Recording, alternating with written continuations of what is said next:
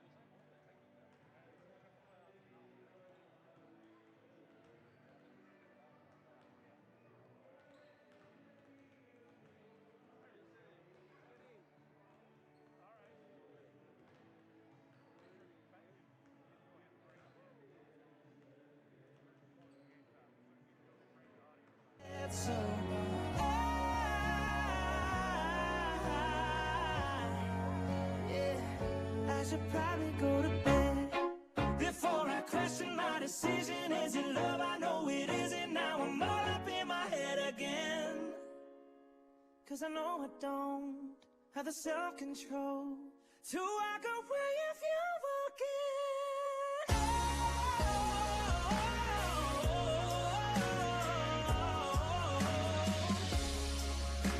I know. 'Cause you're probably gonna bed. I'm all up in my head. I should go to bed.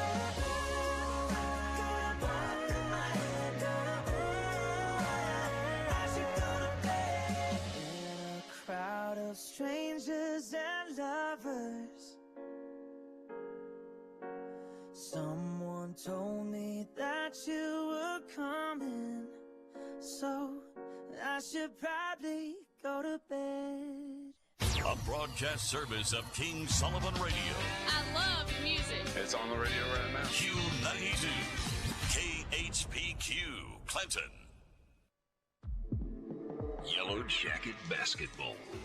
Clinton Yellow Jacket Basketball is off to a winning start as they move up to Class 4A competition this season and head east to take on a new round of conference opponents. New senior girls coach Matthew Post comes from one of the top girls basketball programs in the state and believes the discipline and toughness instilled from early morning workouts will have the Lady Yellow Jackets on pace for a successful season. Senior boys coach Cole Gardner returns with several players from last year's state tournament team who look to continue the program's recent history of exciting and game-winning basketball. Join us for tonight's live basketball broadcast, brought to you by First Security Bank, Justin's Collision Repair and Towing, Conway Regional Medical Center, Joe Lee Chevrolet, The River Insurance Company, Blagg Law Firm, F.L. Davis Ace, Cowboy Chrysler Dodge Jeep Ram, Ozark Health Medical Center, Grassroots Equipment Company, and the player of the game brought to you by First Arkansas Bank and Trust, and all the fine Yellow Jacket boosters. Facebook and YouTube video coverage is brought to you by Cowboy Chrysler Dodge Jeep Ram and First Arkansas Bank and Trust. Your announcers for tonight's game: KHPQ Sports Director Jeff Hall and announcer Mike Hawley. Get ready for Yellow Jacket basketball action on KHPQ.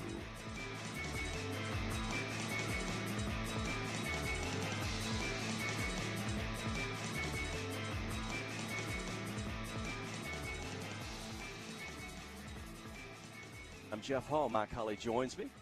Ryan Jones, Huey Moore, Sid Keat was just here with us tonight. We are live from Yellow Jacket Arena. Basketball 2 nights in a row. I remember through the years we've been able to broadcast and have some of these back-to-back nights or 3-game weeks like that, and certainly exciting to get that going here in the basketball season. The schedule kind of unlike any other that we've been around, with no in-season tournament and several games postponed or canceled or moved, and we'll update you on that as the night goes on tonight. But we are back into the arena, coming off wins last night by both the Clinton senior girls and senior boys over the Marshall Bobcats. Looking at tonight, though, different matchup. Conference opponent, the Penguin Tigers, are in town. Their girls are undefeated in conference play. Our girls are undefeated in conference play. We're looking forward to this tilt tonight here in Yellow Jacket Arena with an early season test between conference foes that, hey, come middle of February, these teams are looking at seedings and rankings and postseason tournaments. This one could factor into that. The Clinton girls are off to a fantastic start under first-year coach Matthew Post. Exciting brand of basketball, boy. If you've been out to see them yet, either live or through the live stream, matter of fact, Cowboy Dodge, First Arkansas Bank and Trust, KHPQ YouTube channel, or KHPQ Facebook page, you can watch the game tonight. We'll provide the audio. Huey will provide the video here standing beside us, and you can watch the live stream tonight. So however you're going to connect over the air, over the internet, over your phone, over your tablet, join us for this one if you can't make it out on this Tuesday night. Clinton and Penguin getting set to go. Let's bring in Mike Hawley, and we'll get you set for the girls' tip. Yeah, an early season showdown between two pretty good teams. Both teams are 2-0 in conference play. Yellow Jackets are 6-0 on the season. They got a 4-point win over Cave City and a big 20-plus point win over Ball Knob in conference play. Penguin also comes in with a record of 2 wins, no losses. They do have a win, one mutual opponent, that's Cave City. Penguin defeated Cave City at Penguin by 1 point. Yellow Jackets defeated Cave City at Cave City on the road by 4 points. Penguin also has a win over Riverview. Both of those games were at home.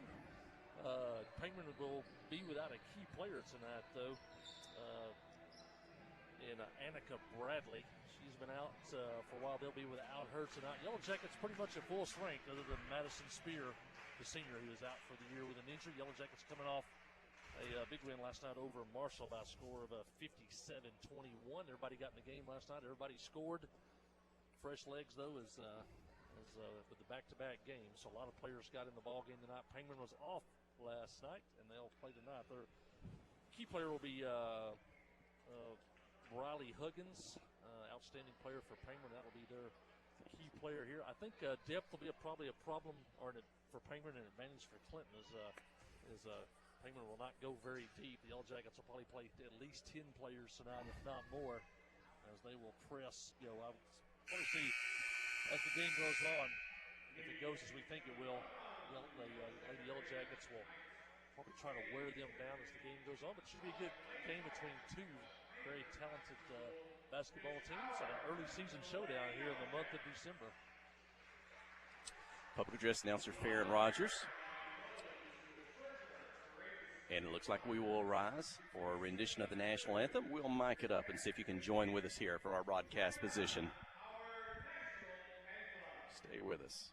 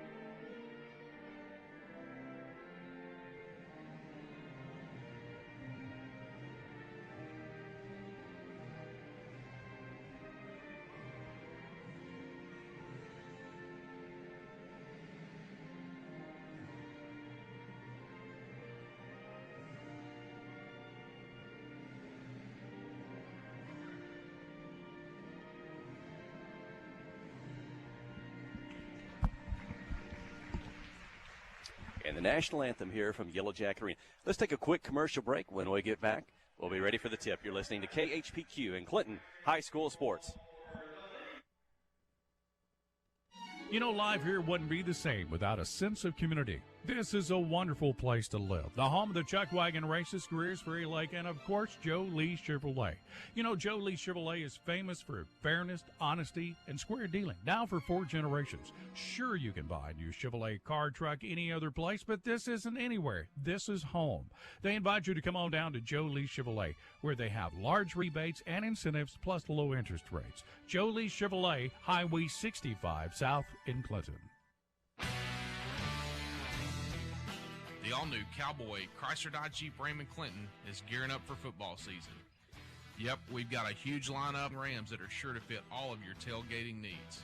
So put on that lucky jersey and score huge savings during the summer clearance event. Can't wait to see you at the all-new Cowboy Chrysler Dodge Jeep Ram in Clinton and at cowboycdjr.com.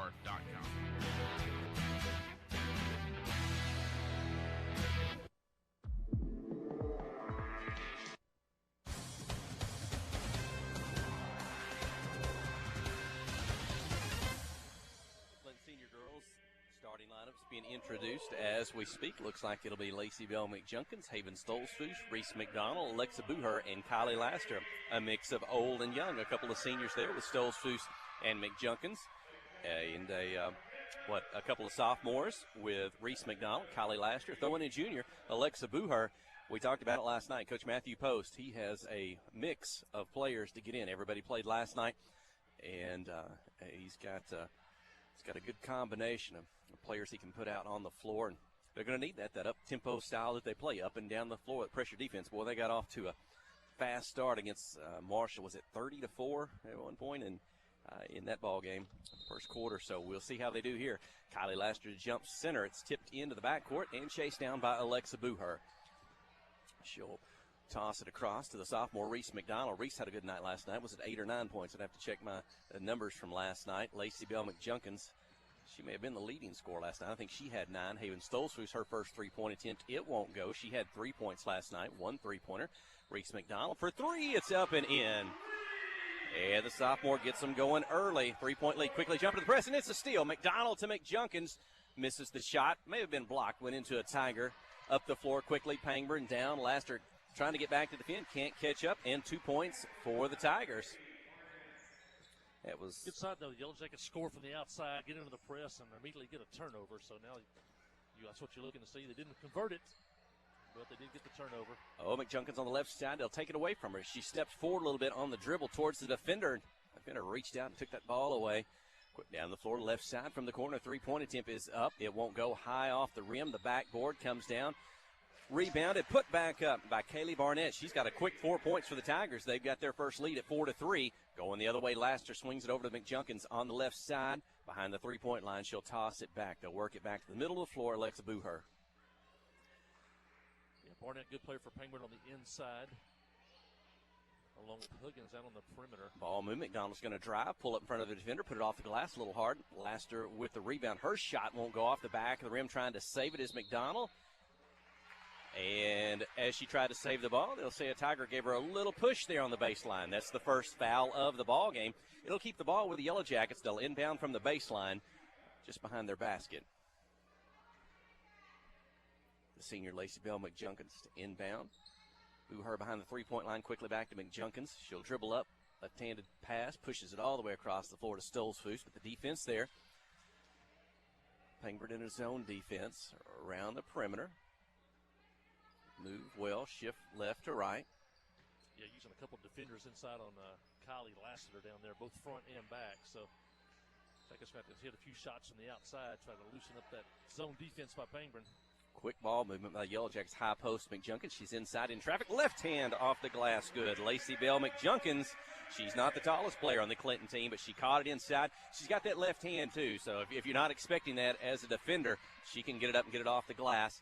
Cross the lane pass to Pangburn. Shot up won't go. Rebound Stolzfus. Reach-in foul going to be called on the Tigers. I think that's Kelsey Houston's second foul for Pangburn. It's Clinton 5, Tigers 4. Yeah, another case where the Yellow Jacket press. Pangburn got it into the front court. There was Kylie Laster on the back end there guarding the basket. She challenged that shot, forced her to change it. Missed shot. Yellow Jackets have the basketball and the lead. And Pangburn's going to be in a press. What is that? And they'll force a turnover. They'll do a double dribble by the Yellow Jackets. And so the Tigers return the favor. The Yellow Jackets like to put on a defensive press. Pangburn does it as well. Yeah, two different types of presses. Yellow Jackets with full court on-ball pressure, a little higher risk. Tigers running more of a half-court trap, less risky. Clinton's got a little bit of a height advantage around the floor, a little bit of height and size advantage. Shot by the Tigers. It won't go. Rebound up the floor. McDonald. Cross the lane pass to Buher. She'll put it up hard off the glass, a little too hard. It comes back off rebound to the Tigers. Well, Clinton moves the ball fast. They take it to the board fast and just couldn't finish that one. Stolzfus with a steal up the floor to Buher. She's leading the pack. They'll try to catch up with her, commit the foul, and that'll send Alexa Buher to the free throw line. Boy, you can't rest against the Yellow Jacket transition offense from defense to offense. They get down the floor, and those outlet passes, they look to pass it down the floor. Yeah, Yellow Jackets haven't converted on a couple of these, but this is the pace that you want to see. This is the pace that Clinton wants to play at. It's probably the pace that Pangburn doesn't want to play at for 32 minutes. So, they haven't converted early yet on some of these opportunities. The pace is right where you want it. Buher misses the first. She'll have a second free throw opportunity. And she'll put it off the glass. Good. 6-4, the Yellow Jacket lead. Third player to score for Clinton. Full court press again. And stolen away by Buher. She'll turn, spin, and be whistled for a double dribble as she kind of came out of there a little bit awkwardly, trying to control the basketball. An interesting stat tonight. You've talked about early on the Yellow Jackets, the forced turnovers they've had this year. Throw in deflections like you talked about. Some great numbers. Going to be interesting tonight to see against a team expecting some good competition tonight. Kind of those numbers, maybe the turnovers that the Yellow Jackets force, and then they commit some turnovers themselves. They've really done fantastic about not giving up many turnovers as well. Yeah, nobody's really tried to press the Yellow Jackets this year, so this will be the first time for some pressure on our guards, and we'll see what happens. And you're right. Last night the Yellow Jackets forced 25 turnovers from Marshall, but there was probably almost that many deflections during the game also. Shot, miss. Laster with the rebound. They'll take it away from her. A lot of muscle inside there. Hamer gets off a shot, but it won't go. Rebound. McJunkins, long pass up the floor. Laster's going to have to chase it down on the baseline, and she can't get her feet set with the basketball. And that'll be a turnover. Coach Matthew Post wants a timeout. 4:28 the first, 6-4 the lead. Let's take a quick break. You're listening to KHPQ in Clinton High School Sports. The all-new Cowboy Chrysler Dodge Jeep Ram in Clinton is gearing up for football season. Yep, we've got a huge lineup of Rams that are sure to fit all of your tailgating needs. So put on that lucky jersey and score huge savings during the summer clearance event. Can't wait to see you at the all-new Cowboy Chrysler Dodge Jeep Ram in Clinton and at cowboycdjr.com.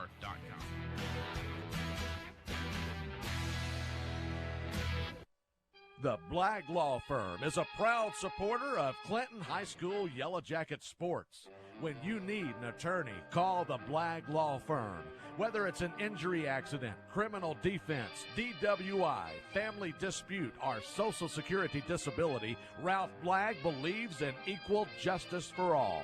Located on Court Street in downtown Clinton and on the internet at blagglaw.com. The Blagg Law Firm, a proud supporter of Clinton High School sports.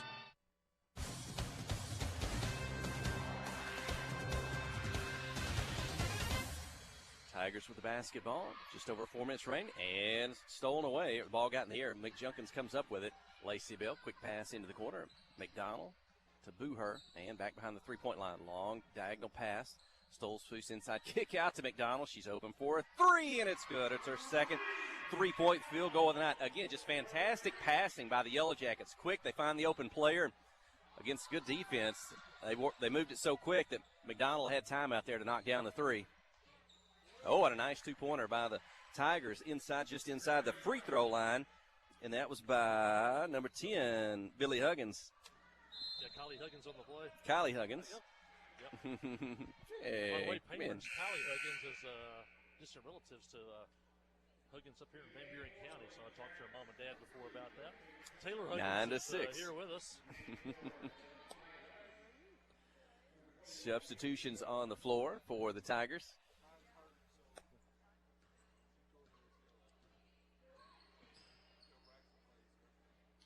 Three-point attempt in front of the Yellow Jacket bench. Won't go off the rim. Offside rebound chased down, but the Tigers will take it out of bounds. In the last Yellow Jacket possession, you mentioned a great passing by the Yellow Jackets. Got the ball inside, drew the defense, and kicked it out for a wide-open three-pointer by McDonald. The Yellow Jackets turn it over. Defensive press by the Tigers. Force that turnover. Shot by Pangburn won't go. Rebound Alexis Booher.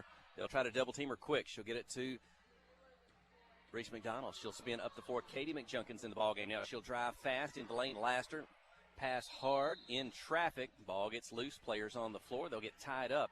Alternate possession to Pangburn. Yeah, 6 turnovers for Clinton, 5 for Pangburn. We haven't seen that this year. The Yellow Jackets usually the ones forcing multiple turnovers. And they'll knock the ball out of bounds. Haven Stolzfus. 2:58 in the first quarter. Clinton 9, Pangburn 6. As we say, it's early. Usually good teams, when they're fresh, they're gonna break the press and they're gonna score some baskets. But as the game goes on, fatigue sets in. Tigers down the floor. Shot blocked by Laster. Inside kind of turned into about a 3-on-3 break. Middle of the floor, left side shot goes up. Laster knocks it on the left side, out of bounds. Second time tonight, Penguin breaks the press, but Laster on the back end of the defense blocks the shot. Long three-point attempt from the left wing. Pangburn, it won't go. High for the rebound, pulls it down. Shot blocked by Laster again.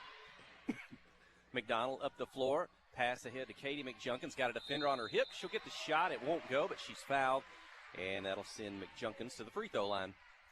The game had 2 really good games. 10 points against Ball Knob, and then she had another good ball game against Marshall, though, everybody played in that ball game. Didn't score quite as many, but Katie's played some valuable minutes so far for Lady Yellow Jackets, and she steps up and knocks down the first free throw.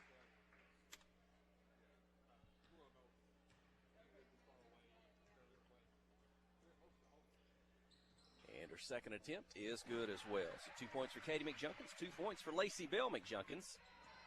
We'll turn Mike Holly up. So his volume's a little low. See if we can adjust that. Playing in that 1-3-1 zone defense, looking to trap at the top or in the corners. And there's the steal. Here we go. Blew her down the floor. Got one defender on her left, another in the lane. She'll get the shot. It won't go. Battle for the rebound. Tigers come away with it. It's Huggins.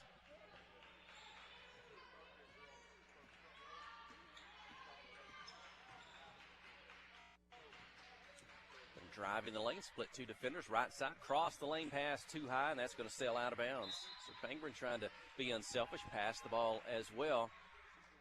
Yeah, probably one pass too many, or Kylie Laster has already blocked several shots. She may have turned that one down. Laster's in her face. And they'll try to swing it inside to Laster, but too much traffic, ball deflected. Pangburn going the other way. Yellow Jackets maybe trying to force it just a little bit too much right now when they don't have the numbers, and now Pangburn hands it back to him. Pangburn now with 8 turnovers. Clinton with 7. They try to force it inside to the post. That one sails out of bounds. Substitution for the Tigers. In for the Yellow Jackets, still Reese McDonald, Lacey Bell McJunkins, Alexis Booher, Katie McJunkins, and Kylie Lassiter. 6 players have played so far. Pangburn extends the press now in three-quarter court. Up 4, stolen away. Junkins defending in the backcourt. Coach is going to have some stuff on film he's going to want to use in practice this week. The Yellow Jackets have probably turned it over a little more to his liking against this press.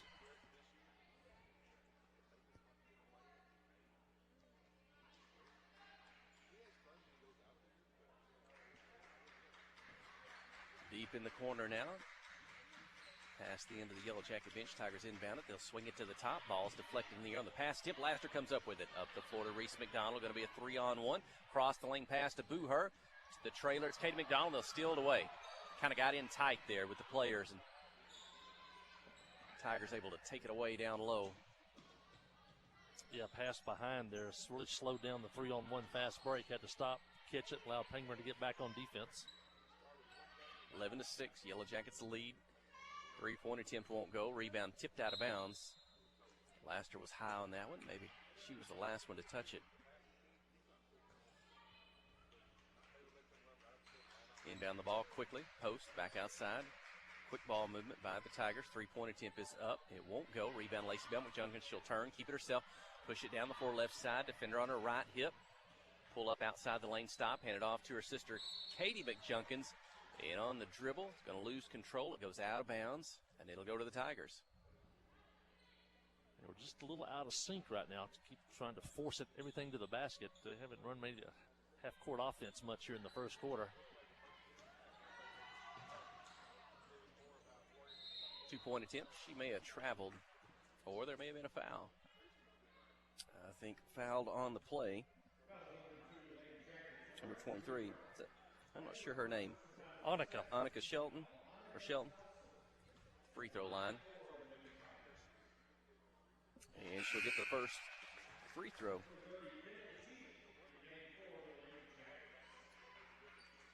And Kinley Keith will enter the ball game for the first time tonight. Alexis Booher steps out. Missing the second free throw. Rebound to the Yellow Jackets. 4-point lead. Quickly down the floor. Keith to McDonald. She'll pull the 3, and it's good. Reese McDonald has 3 3-point field goals, and it's 14-7, the biggest lead of the game thus far. Final seconds of the first quarter. Shot up, won't go. First 8 minutes in the books. It's Clinton 14, Pangburn 7. Stay with us. You're listening to KHPQ and Clinton High School Sports. First Security, we're proud of our home state. That's why we created a website that's all about Arkansas, just like us. Visit onlyinark.com for local travel, food, culture, sports, and so much more. You'll find everything from unique festivals to weekend plans to prize-winning recipes you'll pass off as your own. It's all in one easy spot, onlyinark.com. For all things Arkansas, visit onlyinark.com today. Brought to you by First Security, member FDIC. Strong, dependable, ready for anything. The Clinton Yellow Jackets know what it takes to make a great team, and Grassroots Equipment is proud to support them. Take on the season with Massey Ferguson compact and utility tractors. They mow, load, handle hay, and more, all while delivering more of the power and versatility you've come to expect from Massey Ferguson. Experience the compact and utility tractors that will take you through the season strong at Grassroots Equipment.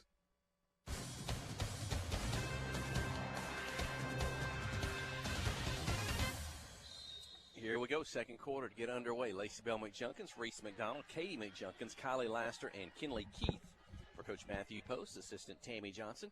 Here in this conference matchup, Clinton and Pangburn, both 2 wins, no losses here in the early season, December of the conference slate. Shot won't go. McDonald's going to try to chase it down. It's loose on the floor, and the Tigers have it, but they're going to roll out of bounds with the basketball. Kelsey Houston. Inbound the ball. To McJunkins. Back to McDonald. Quickly into the corner to Keith. And Kinley had a look at my notes last night. I think she had, 4, 5, 6 points, maybe 7 last night. I'm not sure. In the ball game. She's got it in the corner. I think if we could go. Kinley Keith had 11 points last night. 11? Against Marshall. Yep. Shot up won't go. I think if we could go way back in the KHPQ archives of broadcast sports, I think you might find some radio tape of Sid King and her grandfather, Jimbo Oaf. I think maybe they called some basketball games back in the day. I don't know if any of those are still around, but I'm sure the Oafs are going to enjoy watching the granddaughter play. Quickly down the floor, Pangburn on the break. They beat the press. Barnett 2 more. She has 6. It's 14-9. And trying to get the ball in bounds. Clinton's going to lose control. They'll turn it over right back to the Tigers from their own baseline. Clinton 4 of 9 in the first quarter, 44%. Pangburn 3 of 13 for 23%.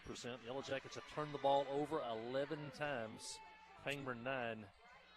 A miss. Barnett with a putback. It won't go. Rebound for the Yellow Jackets. And the outlet pass from Katie McJunkins to her sister. A little bit too hot to handle. It's off her hands, out of bounds. And I think you talked about there as we were about to come back on the air. I think we had about as many turnovers as points when you combine both teams there in that first quarter. Yeah, 19 first quarter turnovers, and now it's 12 and 9. What is that? 21 turnovers combined for both teams. If you've seen Clinton play this year, you would say this has so far been their worst performance of the season. But if you look up at the scoreboard, they still have a 5-point lead. Oh, pass inside, knocked away. Clinton comes up with it. Lacey Bell McJunkins pass up the floor, gets it over the head. Maybe the first defender. I don't know. Maybe somebody got hand on it. If it didn't come off Booher's hand, it runs out down the end of the floor. The Yellow Jackets will end up with it. Inbound ball to Laster to high post. Kick out. 3-pointer by McDonald. This one's off the rim. Won't go. Tigers with a rebound. McDonald's That's one Kylie probably should have shot. She caught it 8 feet from the basket. Had a clear open look and then went ahead and ran the inbounds play, threw it to the corner. But that's probably one you'd probably rather Kylie go ahead and shoot it. 3-pointer attempt by Pangburn. Won't go. Rebound McDonald. Quickly to Keith. She'll get the ball to the middle of the floor. Ahead to Booher. She's on the right side. Off the glass. Good. Nice finish by Alexa Booher. Her third point, 16-9. Yeah, starting to convert those now. And Penguin's going to take a timeout. Comes at the 5:44 mark of the second quarter. Whew, let's catch our breath for just a moment. Well, back-to-back games this week, Monday and Tuesday night. The schedule shows more games as the week goes on, but what's the status of the remainder of the week? Yeah, the junior high 7th grade night at Nemo Vista Center Ridge, those games have been canceled, and the conference games at Harding Academy on Friday night, those have been canceled as Harding Academy will be playing in the state semifinals in football on Friday. This game tonight actually had a little bit of a switch. This is supposed to be junior boys now, but the Clinton junior boys are quarantined. A lot of them are right now, so they played the junior girls, and Clinton gets a conference win tonight, their second win of the season, as they beat Pangburn 40-21 in junior girls action tonight. So they only have 2 wins on the season. They are 2-4, but both wins are conference wins, with a win over Ball Knob and a win over Pangburn. Out of the timeout, Tigers inbound. A double team. They'll split, but now it's knocked away. It's a steal by Booher. She'll put it up off the left side. Won't go. Rebound. Yellow Jackets inside. A lot of traffic. Alexa gets up a little bit slow. Looks like maybe she'll walk this one off. Ball goes out of bounds. Last touch by the Yellow Jackets. 16-9 the lead. Tigers inbound again, full court press. They'll try to split it. Ball's knocked loose. McDonald gets a shot off, and she's fouled. Reese McDonald to the free throw line. Back-to-back turnovers created by Clinton. Didn't convert the first one, but they'll head to the line here to try to convert this one as Reese McDonald hits the line. Has 9 points on the night on 3 3-point baskets. Free throw won't give her. The first one she'll miss. She'll have a second opportunity. See Miss Wanda across the way, Reese's grandmother. She's been looking forward to basketball season. We get the opportunity to visit regularly, and misses the second. Reese will reach in, try to take it away. Andy whistled for a foul. It might be fair enough to start calling Reese a super sophomore. I don't know. She is all, she came on at the end of the season last year, got to play a little bit after a 9th grade year, and really showed that I think, she was going to be ready for senior high basketball, and she's not let us down this year. Yeah, her and Kylie Laster moved up and played the last couple of weeks of the varsity season last year. In fact, Kylie was a First Arkansas Bank and Trust player of the game. Hey, Pangburn gets the ball down the court quick. They break the press, and Candace Reed gets 2, 16-11. They've cut the lead back to 5. Yeah, Yellow Jackets really put the extreme press on as they brought Kylie Laster all the way up to half court, so there was nobody back once Pangburn broke the press. Keith's going to drive and put it off the glass. Good. Kinley Keith. She gets her first points of the night. Fresh in the backcourt. Haven Stolzfus, McJunkins, Booher, Keith. They get it across. Quickly pass across the lane. Stolzfus able to knock it away. Still the pace Clinton wants to play. Pangburn's breaking the press, but the pace of the game is really fast right now. Yellow Jackets as many as 10 deep. Going to pay off in the second half. And a foul on Kylie Laster, trying to defend, keep the ball out of the post on the inbounds pass. She'll force the Tigers out of bounds. Only her first foul of the game, and first couple of games of the season, she got in foul trouble early, but since then she has been really judicious on getting those fouls. Did I say judicious on the radio? That's right. Stolzfus with a steal, ahead to Keith. She can't catch up with it.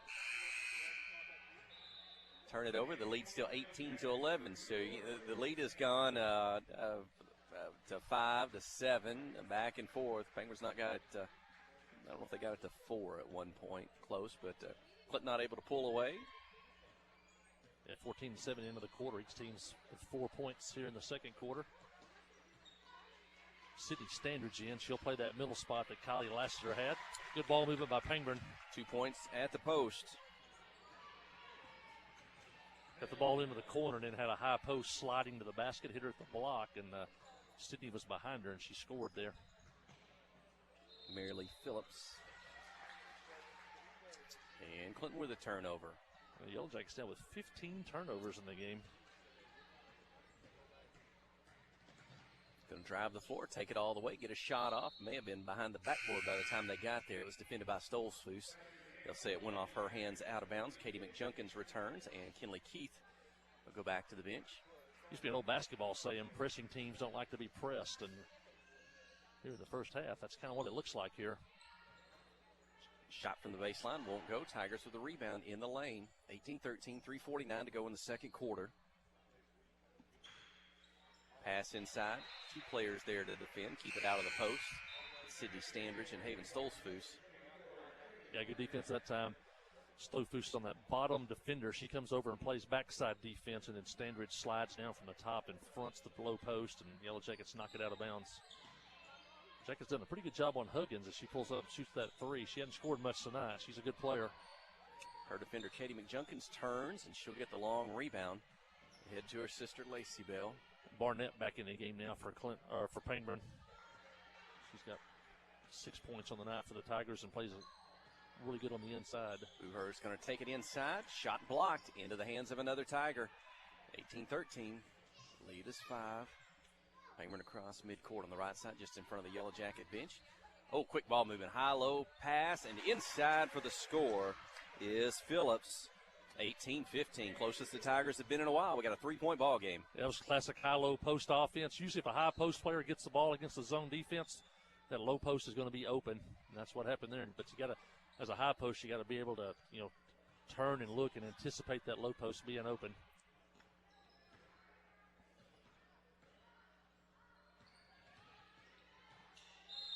And Junkins drives right, spins left, gets down, gets a shot off. She's fouled, but I think she's on the floor. Should not be shooting free throws. Inbound from the baseline. And Erica Sykes will enter the ball game for the first time tonight. And that'll be Sydney Standridge will go out. Sykes have already played 8 players tonight here in the first half. Sykes will add some height, size inside to the Yellow Jackets.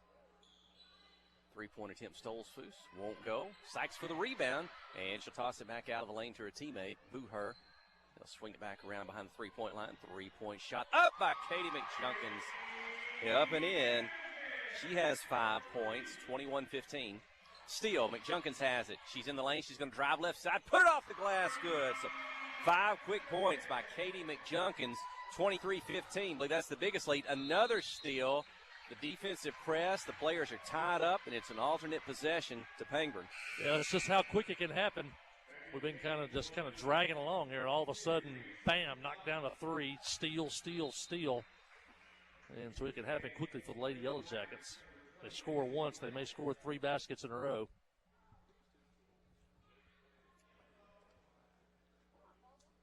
Two minutes, 7 seconds remaining in the second quarter. 16 fouls on Pangburn, 5 on the Yellow Jackets. Inbound the ball, 4-court press. Stolzfus, McDonald's back, Katie McJunkins, Lacey Bell McJunkins, Erica Sykes.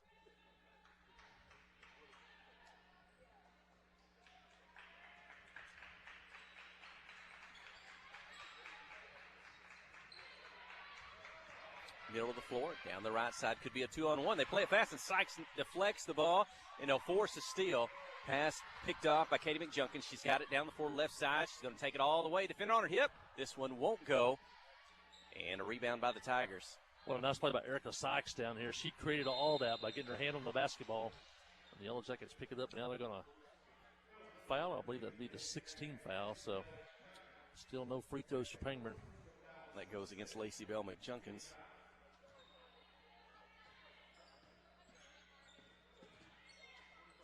Jumper just outside the free throw line is good for the Tigers. 23-17. That was Huggins. 4 for Kylie. She's probably the leading scorer for Pangburn on the season. They're still hanging around, 23-17.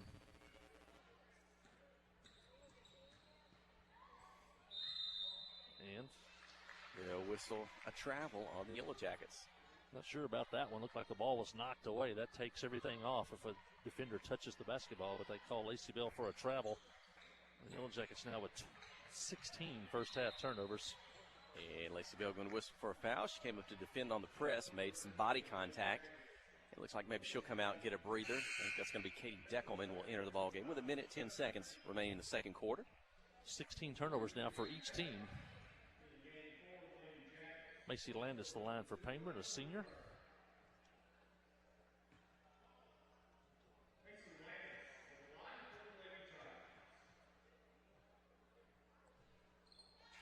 And the first free throw is up and in. Macy Landis, and she's the 6th player to score for the Tigers. And the second, 23-19. Just when Clinton had pushed it out to 8, I think it's back to 4. Final minute to play here in the second quarter.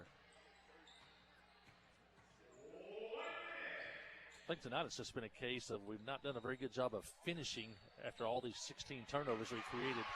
Katie McJunkins will finish at the basket. She'll drive in from the left side, put it up and in. Katie McJunkins now She's Erica got 9 Sykes, points. a good defensive play. Erica's had a rebound and 2 great defensive blocks on the defensive end.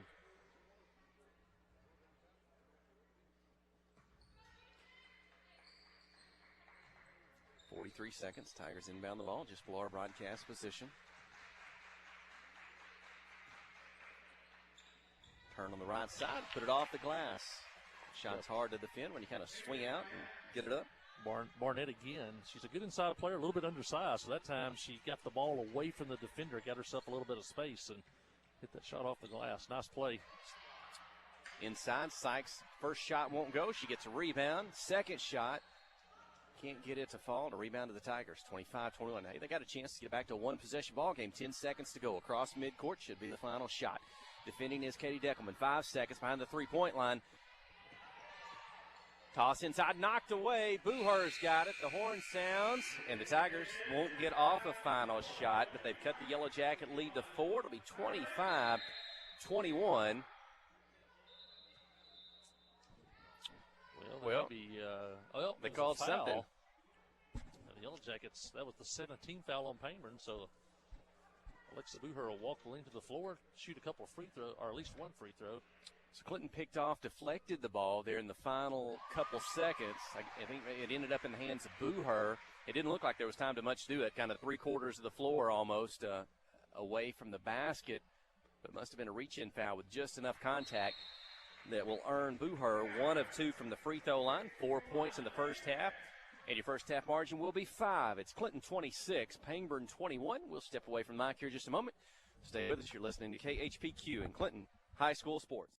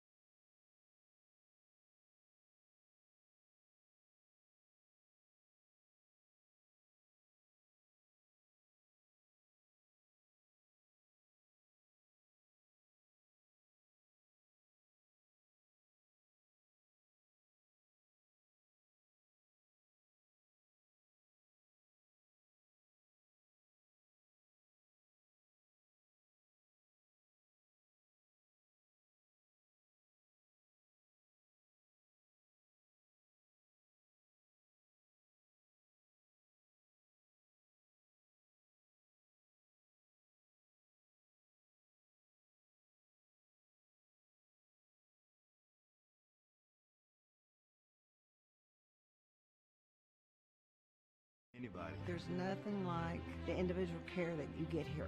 It's phenomenal. Our purpose for being here is to serve people. It fills me with pride that we're able to do that. Ozark Health, your community hospital. Towing and recovery is the last thing you think about until you really need it. Then you really want the best. There's only one name to call, Justin's Collision Repair Towing and Recovery. They have the largest and latest model recovery fleet in north central Arkansas. From small towing to heavy-duty towing, Justin's Collision Repair Towing and Recovery on Highway 65 in Clinton is the one to call, 745-2992. That's Justin's Collision Repair Towing and Recovery, 745-2992. You know, life here wouldn't be the same without a sense of community. This is a wonderful place to live. The home of the chuck wagon races, Greers Ferry Lake, and of course, Joe Lee Chevrolet. You know, Joe Lee Chevrolet is famous for fairness, honesty, and square dealing. Now for 4 generations. Sure, you can buy a new Chevrolet car, truck, any other place, but this isn't anywhere. This is home. They invite you to come on down to Joe Lee Chevrolet, where they have large rebates and incentives plus low interest rates. Joe Lee Chevrolet, Highway 65 South in Clinton.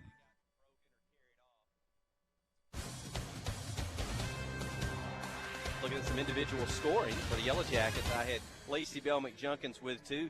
Katie McJunkins came on strong there to finish out the second quarter, and she's going to finish with 9 points. Alexis Booher with 4. Reese McDonald, 3 3-point field goals in the first half for a total of 9 points. And the Lady Yellow Jackets lead 26-21. Yeah, shooting pretty even for both teams, as the score would indicate.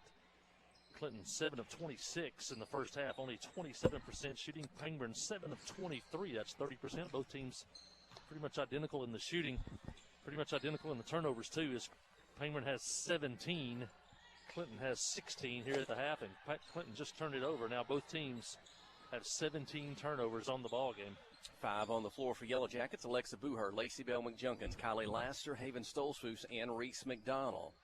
2 seniors, 2 sophomores, and a junior. Pass inside down low to Barnett. She catches and scores. Kaylee Barnett leads the Tigers. She's got 10 points, and it's back to a one-possession ball game. 26-23, the Yellow Jacket lead. Yeah, Barnett, a very good player on the inside. Very fundamental. The Tigers in a zone press. Yellow Jackets behind the three-point line, including McDonald, Stolzfus, and Booher. Laster set up at a post. So we hadn't done a whole lot tonight as half-court offense. It's either steal or a run-out. It's now having to work against this Pangburn zone defense. Put it inside to Laster. She'll turn, put it off the glass, won't go. Tigers with a rebound. Battle for it, knocked away, loose on the floor. Oh, Stolzfus and the Tigers. Ball gets loose still. And it'll be tied up, and it'll be alternate possessions to Pangburn. Laster got on the block, but she was actually open a couple seconds before that. But just that delay was enough to allow Pangburn then to get down on top of her on defense. When that wing player, as soon as they see that low post on the block, they got to get it into her quickly. Across midcourt, break the pass down to the baseline. Back to the top of the key. Tigers now in the half-court offense. Clinton in their zone defense. High post turn, nobody there. Oh, won't count the basket. She'll be whistled for a travel inside as she kind of turned to spin and get ready to get her shot off. I think Houston was surprised. She caught the ball at the free throw line and turned. There was nobody there, and then she took an extra step and traveled. Good thing for the Yellow Jackets as that shot went down. Now Clinton facing full court pressure. Katie McJunkins in, Lacey Bell out, and on the defensive press by the Tigers, they'll commit a foul. It'll be the first of the second half. Inbound the ball to McDonald. Down to Stolz to the left side. Quickly to Laster. Spin. Couple of defenders reach in, commit the foul. As Laster spun on her, was her way up, get the shot off. The sophomore to the free throw line, Kylie Laster. She's yet to score tonight. That time they got it to her quickly. That ball got to this right wing over here, and they popped it in there quickly to Kylie. Then she had an easy turn shot there. Pangburn had to foul, and Kylie misses the first free throw. The Yellow Jackets were 4 of 6 in the first half. I checked that, 4 of 8 in the first half at the free throw line. Lasted her second shot off the rim, no good. Stolzfus the rebound, tried to hand it off. Pangburn steals it, and Pangburn has the basketball, trailing by 3. Jackets throw the press on even without a basket. Looking, gets the ball across midcourt, knocked away. Landis will run it down for Pangburn. Gives it to Rivers McKee. And now Huggins will take a long three just off the front of the rim. And the Yellow Jackets will run down the rebounds.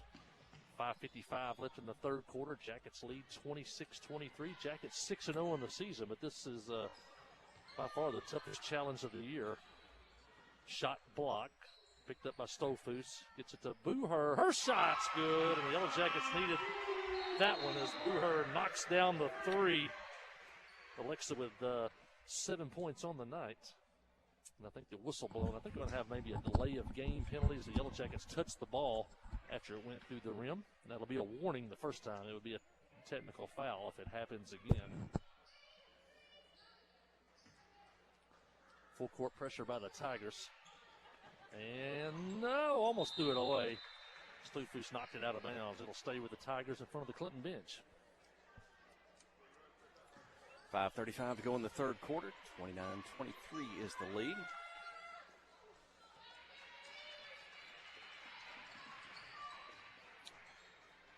In the backcourt, Tigers now they'll get it across over the top, drive down the lane, and maybe a push from behind. Be a foul on the Yellow Jackets. Should be the first foul of the second half against Clinton. No foul trouble tonight to speak of. Not many fouls called in the first half. That's the second personal on Katie McJunkins.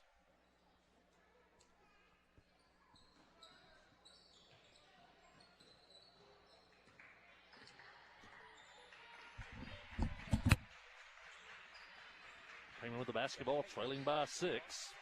Yellow Jackets try to pressure out front, force the ball way out front. Rivers McKee with it, drops it off to Huggins. Gets it over to Macy Landis in the corner. Ball knocked out of bounds by Booher. Once again, the Yellow Jacket guards get the hand on the basketball. Jackets led 26-21 at the half. Now lead 29-23. Slipped backside. Houston's shot no good. I think Stofus tried to block it and did. But a second Yellow Jacket came in there and drew the foul. That'll be Kylie Lassiter whistled on the foul. That'll be her second. And Kelsey Houston heads to the line shooting 2. Penguin 3 out of 4 in the first half, 75%. Her first shot is short. Talked to some of the coaches before the game. This is the first time Penguin's been here in several years. That sometimes teams have a hard time shooting here when they first come in here because basically there's no shooting background. It's 2 goals hanging in a large building, no wall behind it.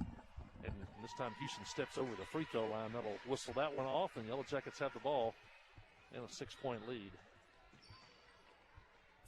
Stolfus tries to break the full court press, gets it to Booher, to Katie McJunkins in the front court. Cross court pass to Reese McDonald. Her 2-point attempt is no good. Rebound by Penguin. 4 minutes, 50 seconds in the third quarter, 29-23. Clinton has led throughout. I think the biggest lead was maybe 8. That was momentarily at best. It's been around a 5-point lead for most of the game, currently at 6. And shot up, won't go. Foul on the Tigers trying to take it away. I think Kylie Laster may have had that basketball. 3 fouls on Penguin, 2 on Clinton here in the second half. That's the third personal on Kelsey Houston. She'll go to the Tiger bench. Penguin's played 6 players tonight. Talked about Bradley's out tonight. She's one of the good players for the Tigers. Booher attempts another 3. This one won't go. Rebound to Penguin. Pass down the floor. Booher defending. Pass inside. Much traffic. Haven Stolfus comes away. She'll toss it up forward to McDonald. That's going to be 1-on-1, 2-on-1. And they'll get her for a double dribble. She tried to pull up off the dribble and make that pass to Alexa Booher. Yeah, you hate those because it's 2-on-1. You can't finish, and then you can't press because you didn't finish. Now the ball will be inbounds on the sideline, and usually you prefer those teams to throw the ball in on the baseline when you're going to press. 29-23, 4:15 in the third quarter.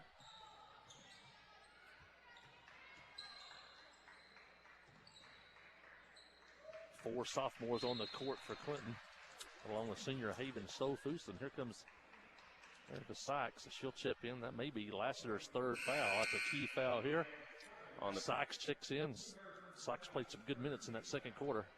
Pass into the post. Lassiter reached through to try to defend, knocked that ball away. Made contact, and she will go to the bench with her third personal foul midway through the third quarter. Hey, she was very judicious in the first half. Not so much here in the second half. Shot in the lane won't go. Tigers, they'll get the rebound. Second shot misses. It's out of bounds, but it belongs to Pangburn.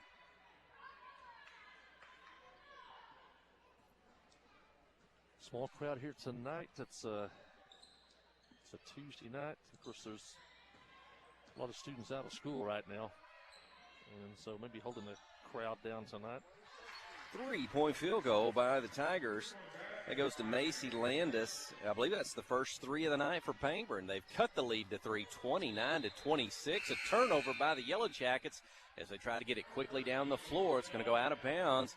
And the Tigers, again, with another opportunity, maybe a one-possession ball game, come up with a tie or get within one. Slowfish checks out. Lacey Bell McJunkins in. Jackets go to 1-3-1 zone defense. Turnovers have definitely slowed down here in the second half. Clinton with 3, Pangburn with 2 after both teams had 17 in the first half. Tigers, shot, won't go. Barnett with a rebound. The putback attempt won't go, but she's fouled by Sykes. She'll go to the free throw line. Try to pull the Tigers back closer. It looks like, I think that's going to be Sydney Standridge will check into the ball game after the first free throw attempt. Barnett leading scorer of the night for Pangburn with 10. Now make it 11. Her dad was a former Pangburn Tiger. Standridge in, Sykes out.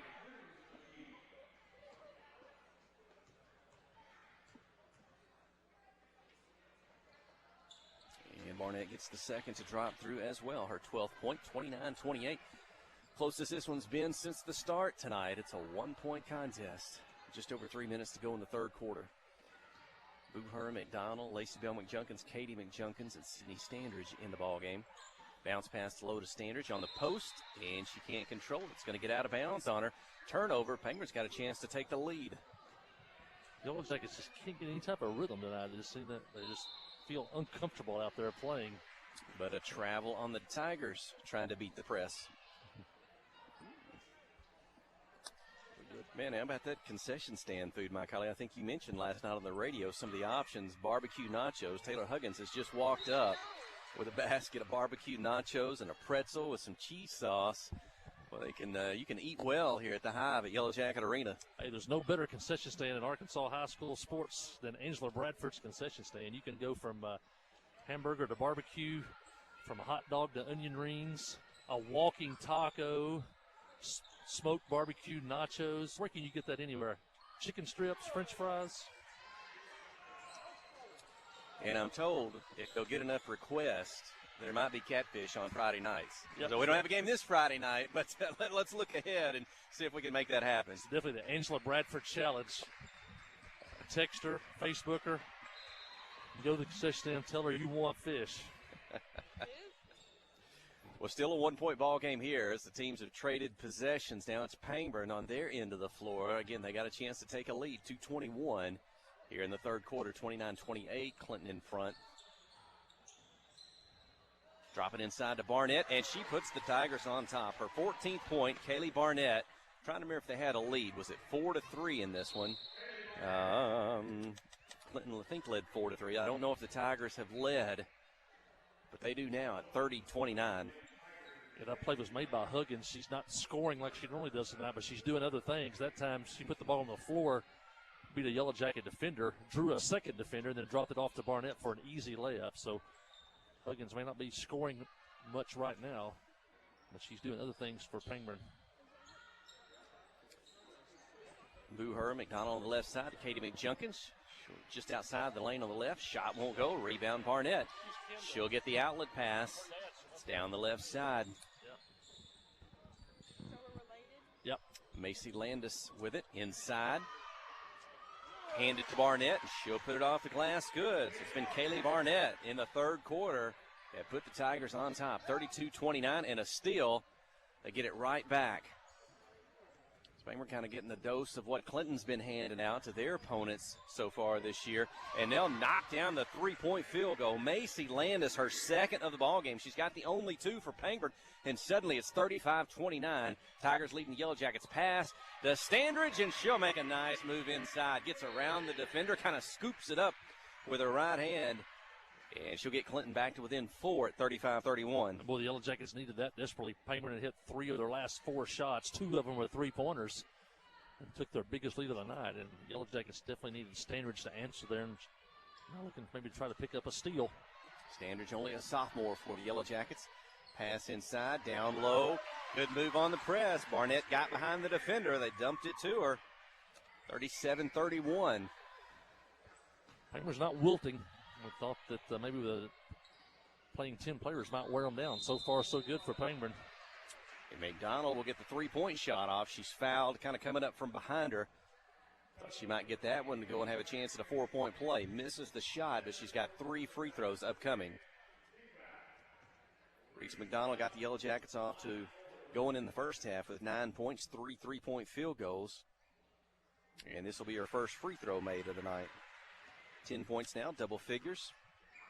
She's the first Yellow Jacket to go into double figures for tonight. Next is Katie McJunkins with 9. Yeah, this may be a night when the Yellow Jackets may have to rely on those free throws. She's going to miss the second, but again, she will have a third as she was fouled behind the three-point line.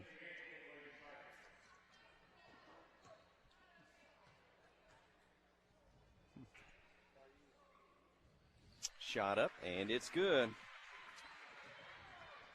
37-33. Probably an important final minute here. You don't want Pangburn to stretch the lead anymore here. And the Tigers will turn it over. That pass too hard through the hands. Goes out of bounds against the press. You want to try to close this 4-point lead down.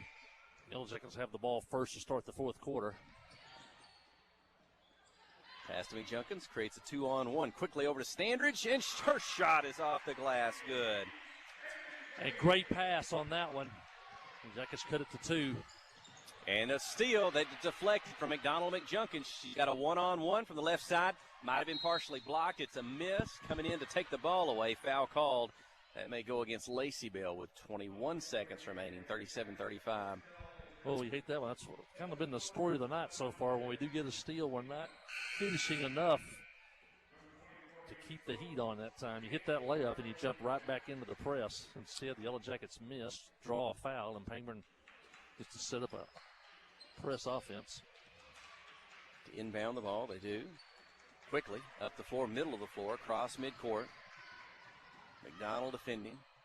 13 seconds. Back to the top of the key. Bit of a fake to the right side, inside the three-point line. Shot missed. McDonald has it. They can tie if they can get it down the floor. Stolzfus, to Reese McDonald. 3 seconds, 2.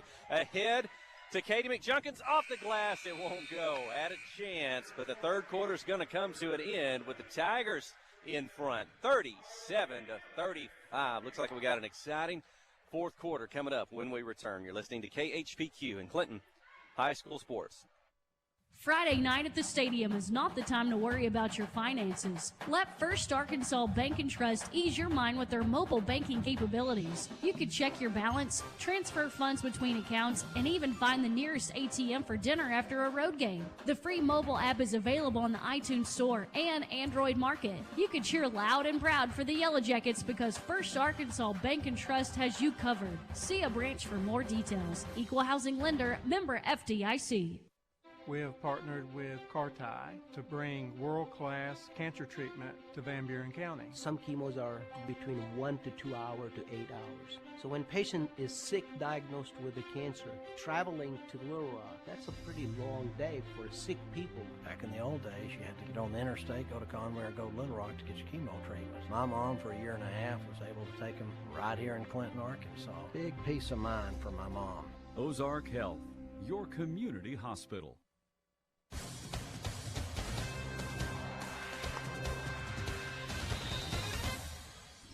Hey, fourth quarter coming up. You know, our radio signal will go over to Pangburn. Folks don't know where that is. Go to Quitman, go past Heber Springs, go over to Pangburn. Takes you about 50 minutes to an hour to get there. And we are tied up Kylie Laster gets her first points of the night, and it ties us at 37 here in the fourth quarter. Just to finish that thought, our radio signal will go to Pangburn. I wonder if folks tonight can watch the broadcast if they know about it on KHPQ Sports on YouTube or the KHPQ Facebook page.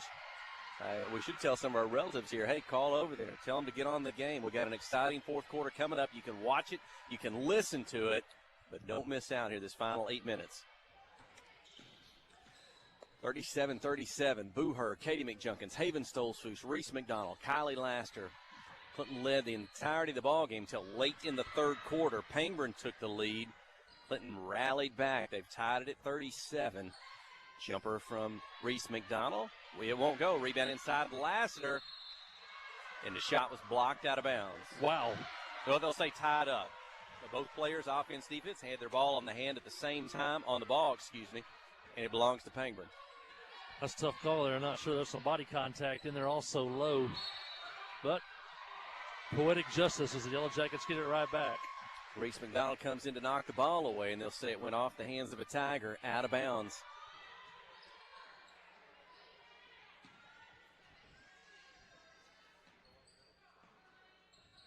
Pass inside to Laster. She'll turn. Goes to Barnett, and she'll put it up and in. So Laster has the last 4 points for the Yellow Jackets, 39-37, and Pangburn wants a timeout. 6:56 in the third quarter. Yeah, Pangburn's decided to play behind Laster right now, trying to keep Barnett out of foul trouble, and twice Laster's caught the ball at the low block, turned and scored over Barnett, and the Yellow Jackets have come back to take the lead. Pangburn had the lead early in the third quarter, or late in the third quarter. Got a few numbers here in the third quarter. Yellow Jackets went 3 of 8 shooting from the field. That's 37%. Pangburn 5 of 12, 41%. Yellow Jackets turned the ball over 5 times. Pangburn 7 times. Yellow Jackets now with 22 turnovers in the ball game, and Pangburn now with 24 turnovers in the ball game. So you're mentioning Pangburn. Pangburn's a unique case. They're one of about 4 schools in the state that are large enough to be Class 3A, yet don't have football. They're Pangburn, Valley Springs, Bergman, Flippin. These are basketball-only schools, and so they're a lot like the Valley and a lot like Bergman we've seen the last few years. You know, they've already played, I think, 14 ball games this year, and while we were still playing football. And so a fast-growing school. They have a unique curriculum. They've picked up, I think, over 120 students in the last 4 years since they've switched to this, I forget what they call it, the Age of Discovery curriculum, or School of Innovation curriculum. And I think the first year they picked up 60 students by switching to that. And they're 15 miles from Heber, 15 miles from Searcy, and so they draw kids from a lot of places.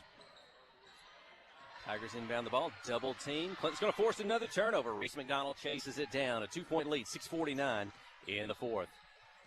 Booher deep on the floor in front of the Yellow Jacket bench. I don't think Coach Matthew Post has sat down tonight. He's on his feet. A double dribble on the Yellow Jackets. Yeah, see, that's not a very good call either. The rulebook calls that a muff. If they throw you a pass and you drop it, that's not a legal dribble. A legal dribble has to be with the bottom of the hand with force and intention. Stofus dropped the ball, picked it up, dribbled. The young official called her for a double dribble. Into the lane, dump it to Barnett, off the glass, good. Kaylee Barnett continues her scoring pace here in the second half. I've got her with 20 points now, and we're tied at 39. McJunkin spins, gets to Laster. She spins inside, shot up, a little hard off the glass, rebound to Pangburn. And all the shots of Barnett are not traditional post shots. She's getting the end of these fast breaks. She's a little bit small, but she can get up and down the floor. The low post travels with the basketball. Defense came up with a double team, and Ava Phillips will turn it over. 6:11 to go, 39 apiece. Pangburn backing out of the full court pressure now. Going to go more half court.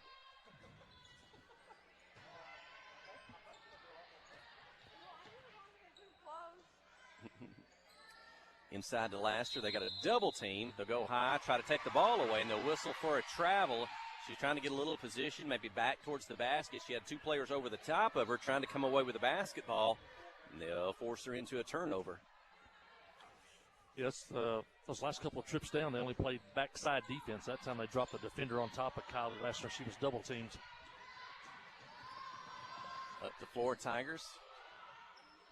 39-39, 5:44 in the fourth quarter.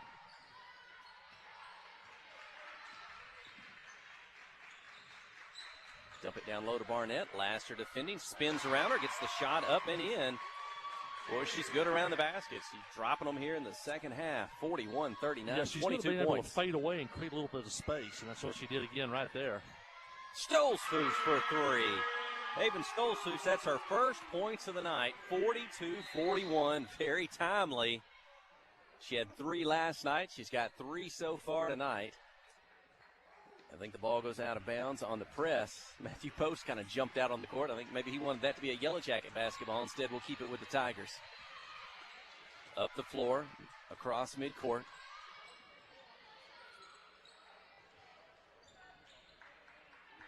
Yeah, Stolzfus has had some big games early this year in the first half. Usually tonight, we may need her here in the second half.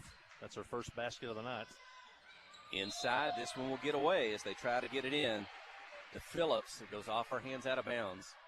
It was probably a good thing last night if people were listening or watching. You talked about everybody got to play against Marshall, and you rested a lot of the girls play.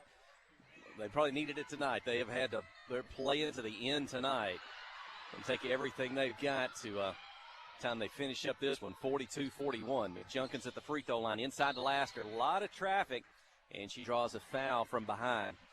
Well, it's a tough ball to catch. You got to give Lasker some credit right there. As Katie got the ball at the free throw line, took 2 steps into the lane and tried to throw it to Kylie maybe 2 feet away from her. So you give Kylie a lot of credit to be able to catch that one. And the Jackets will inbounds under their own basket after this 30-second timeout. Let's go ahead and take a quick break as well. You're listening to KHPQ in Clinton High School Sports. At First Security, our team is proud to be only in Arkansas. In fact, we've been committed to our home state since 1932. Why does that matter? Banking with First Security means that you get friendly service from local professionals right where you live. Decisions are made here, and so are relationships. From personal banking to business to mortgage, First Security is here for you. First Security, only in Arkansas. FSBank.com. Member FDIC, Equal Housing Lender.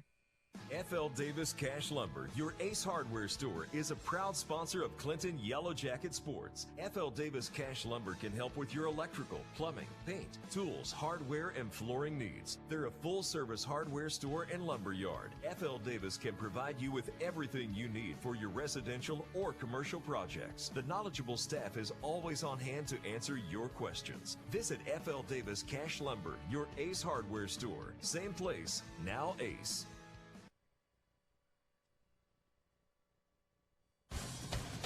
Inbound the basketball. Laster gets a clean shot that time as she kind of caught it facing the basket. She's able to go up, drop 2 points in. She's got 6 points, all in the second half. 44-41 is the Yellow Jackets lead. Yeah, Kylie's starting to heat up now here in the second half. Both teams with 16 fouls.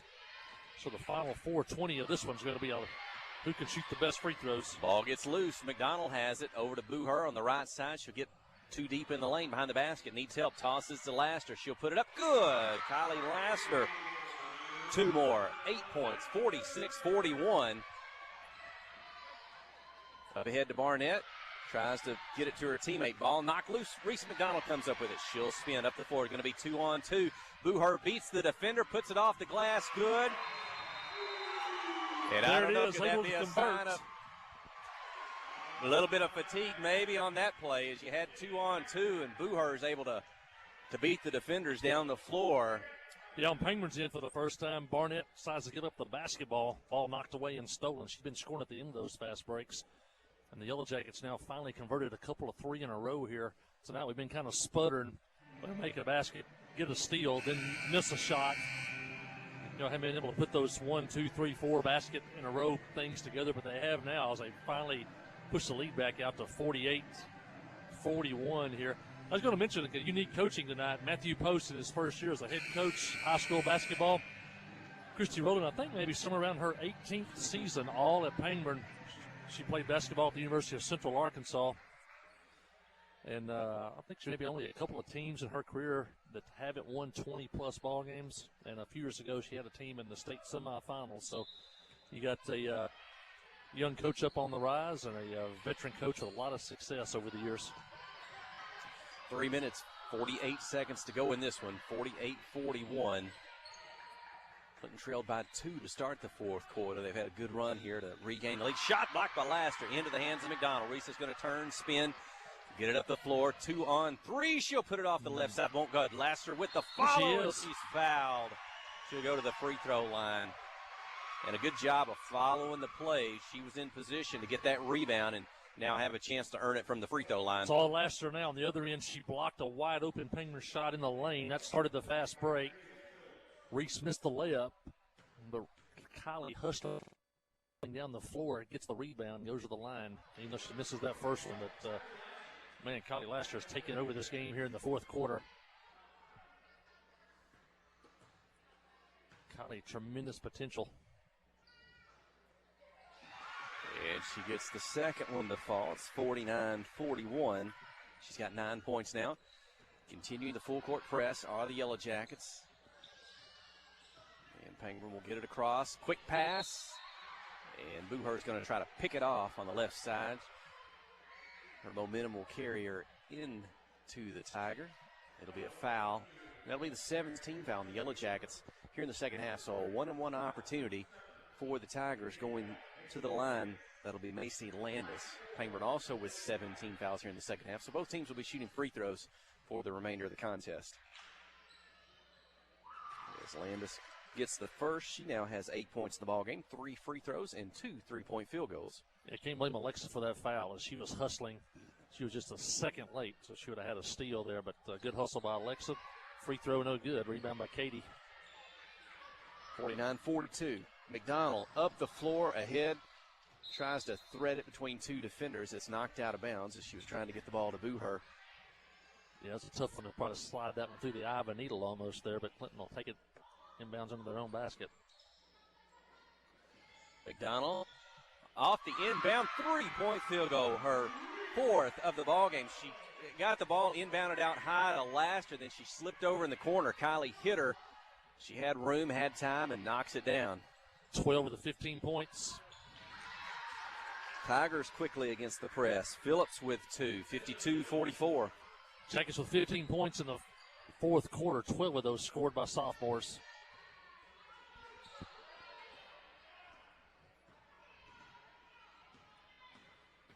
Jackets a little bit patient now with the 8-point lead down to the 2:30 mark in this one.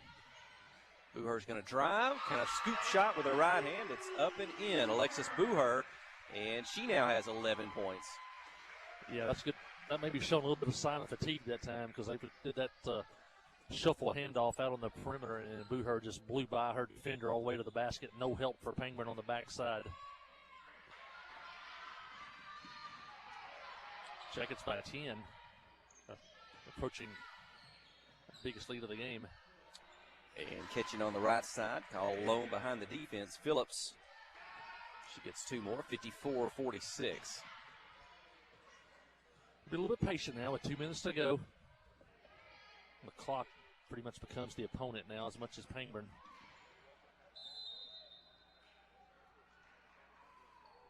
Ball knocked out of bounds. Pangburn Clinton will have it at midcourt in front of the scorer's bench. Jordan Benson over there on the clock. Mrs. Widener on the scorebook, and the PA voice of Yellow Jacket Arena, Farron Rogers. You could probably see him on the picture tonight. And the Yellow Jackets got an unforced error, throw it away. 9 turnovers in the second half for Clinton, 26 on the ball game. Pass inside, picked off by Laster. Ahead to Booher, going to be 1-on-1. She's on the left side. Defender's on the right and blocks the shot. Nice block, avoids the foul, but Reese McDonald going to chase it down. Recover the basketball. Coach Matthew Post wants a timeout. It comes with 1:32 to go. Yellow Jackets lead 54-46. You're listening to KHPQ in Clinton High School Sports. You know, life here wouldn't be the same without a sense of community. This is a wonderful place to live. The home of the Chuck Wagon Races, Greers Ferry Lake, and of course, Joe Lee Chevrolet. You know, Joe Lee Chevrolet is famous for fairness, honesty, and square dealing. Now for 4 generations. Sure, you can buy a new Chevrolet car, truck, any other place, but this isn't anywhere. This is home. They invite you to come on down to Joe Lee Chevrolet, where they have large rebates and incentives plus low interest rates. Joe Lee Chevrolet, Highway 65 South in Clinton. No matter how convenient bank branches may be, sometimes you just want to hang out in your PJs with the family or in your swimsuit on the lake. First Arkansas Bank and Trust offers free online banking, free mobile banking, and the largest network of ATMs in the world at your fingertips with a pure checking account. First Arkansas Bank and Trust is offering you solutions to fit your life. Visit them online or in a branch to discover for yourself what Live First is all about. First Arkansas Bank and Trust, member FDIC.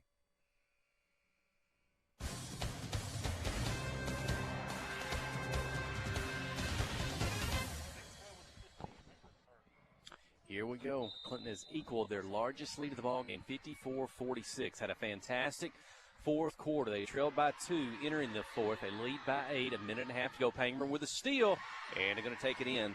2 points in the lane. Macy Landis, she's now in double figures with 11 points for the Tigers, 54-48. Tigers kind of regrouped after that timeout, got a steal. I think Coach Post maybe kind of want to pull the reins in a little bit now with a minute, 10 seconds to go and a 6-point lead. Try to work the clock a little bit. And they are working around the perimeter. Penguins in the zone. As you said earlier, you get a foul, you're going to the free throw line. Reese gets inside and kick it back out and run some more clock. Under a minute to play. With basketball and the lead, they can play keep away. Passing back and forth. Booher and McDonald taking a lot of time off the clock. Tigers going to have to do something to stop it, a steal or a foul. Kind of see it out there now with those 4 sophomores. They're kind of trying to play a little bit too fast for the lead. You got 1 senior on the floor. It's a good experience, though, for those sophomores. 30 seconds now. And a foul will stop the clock. Landis with 26 seconds remaining. It'll be a 1-and-1, so not in the 2-shot double bonus yet. So if you got a foul to stop the clock, it's where you'd like to be. Yellow Jackets will have to earn it from the free throw line. Haven-Stolzfus needs to make the first one. Yeah, Penguin had 3 players on the floor designated as foulers. And now 3 starters come back into the game, and 2 of those, Rivers, McKee, and Barnett, back into the game for Penguin. But early in that possession, with about a minute 15 to go, you can see our sophomores wanting to catch it, get rid of it as quick as they could. And a lot of times, go ahead and hang on to the ball, draw the defense, and then make you a much easier pass to somebody else or wait to get fouled. And so that's a good experience for the sophomores. That'll pay off as the year goes on. Stolzfus gets the first, makes it a 7-point lead. 3-possession ball game with only 26 seconds remaining. That's her 4th point. And a second free throw gives her 5 for the night. Pangburn going to get it down the floor quickly near the free throw line. Toss it back out. Try to get a 3, but it goes out of bounds. And that should do it tonight with the Yellow Jackets with a 7-point lead. 19.2 to go. They're going to play to the end. It'll be tough for the Tigers. Pangburn definitely tested the Yellow Jackets tonight. This is by far the toughest test for Clinton so far on the young season. They'll get it across midcourt. McDonald, Katie McJunkins, 10 seconds. Booher and Reese McDonald. And the crowd begins to sense this one. They'll cheer on the girls. And they will lead the conference with 3 wins, no losses in the conference race. Clinton and Pangburn. What a fun game tonight to call and watch. Your final is the Lady Yellow Jackets 56, the Lady Tigers 48. Woo! We'll have to catch our breath for just a moment as the girls will walk away. The Tigers, the Yellow Jackets, they will gather up at midcourt for a post-game prayer here from Yellow Jacket Arena. We'll step away for just a few moments. When we return, we'll give you some final numbers and wrap the girls' games for you. You're listening to KHPQ and Clinton High School Sports. Towing and recovery is the last thing you think about until you really need it. Then you really want the best. There's only one name to call, Justin's Collision Repair, Towing, and Recovery. They have the largest and latest model recovery fleet in north central Arkansas. From small towing to heavy-duty towing, Justin's Collision Repair, Towing, and Recovery on Highway 65 in Clinton is the one to call. 745-2992. That's Justin's Collision Repair, Towing, and Recovery, 745-2992. Tonight's exciting Yellow Jacket basketball action is brought to you in part by these fine Yellow Jacket boosters, by Latitude Bistro, by Dr. Kyle Hensley and his staff, by The Pottery Shop, Arkansas Mountain United Country Real Estate, by Goods Cash Saver, and by PEH Supply. These fine sponsors bring you tonight's basketball game on KHBQ.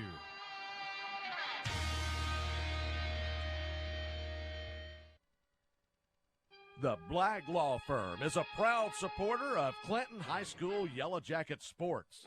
When you need an attorney, call the Blagg Law Firm. Whether it's an injury accident, criminal defense, DWI, family dispute, or Social Security disability, Ralph Blagg believes in equal justice for all. Located on Court Street in downtown Clinton and on the internet at blagglaw.com. The Blagg Law Firm, a proud supporter of Clinton High School sports. Wherever the river flows and however the game goes.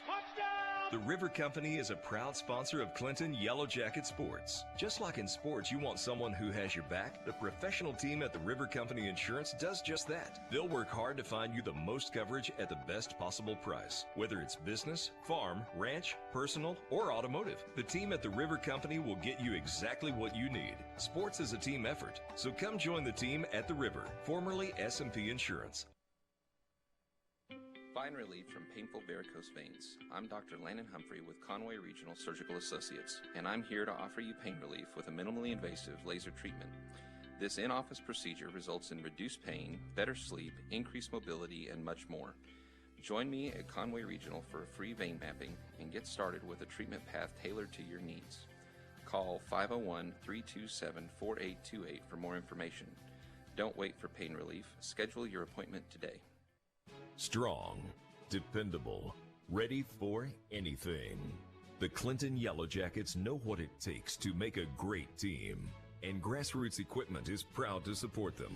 Take on the season with Massey Ferguson compact and utility tractors. They mow, load, handle hay, and more, all while delivering more of the power and versatility you've come to expect from Massey Ferguson. Experience the compact and utility tractors that will take you through the season strong at Grassroots Equipment.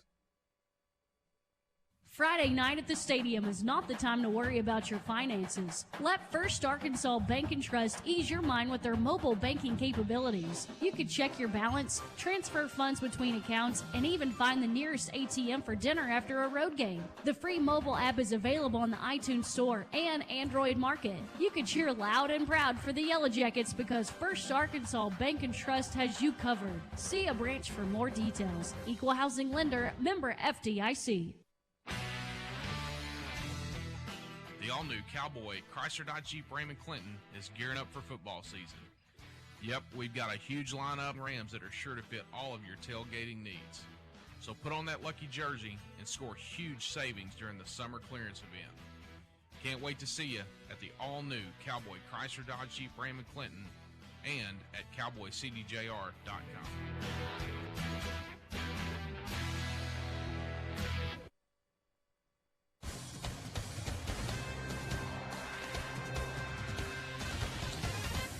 And looking at some individual scoring numbers tonight for the Penguin Towners, Annika Schels with a single point, Haley Phillips with 8 points in the ballgame, Riley Huggins with 4, Macy Landis goes double figures tonight as she scores 11 points, including 2 3-point field goals, the only 3-pointers of the night for Penguin. And leading all scorers tonight, she had a good first half. She had a fantastic second half. And the third quarter, when the Tigers took the lead away from the Yellow Jackets, it's going to be Kaylee Barnett finishing with 22 points on the night for the Lady Yellow Jackets tonight. I believe there were, 8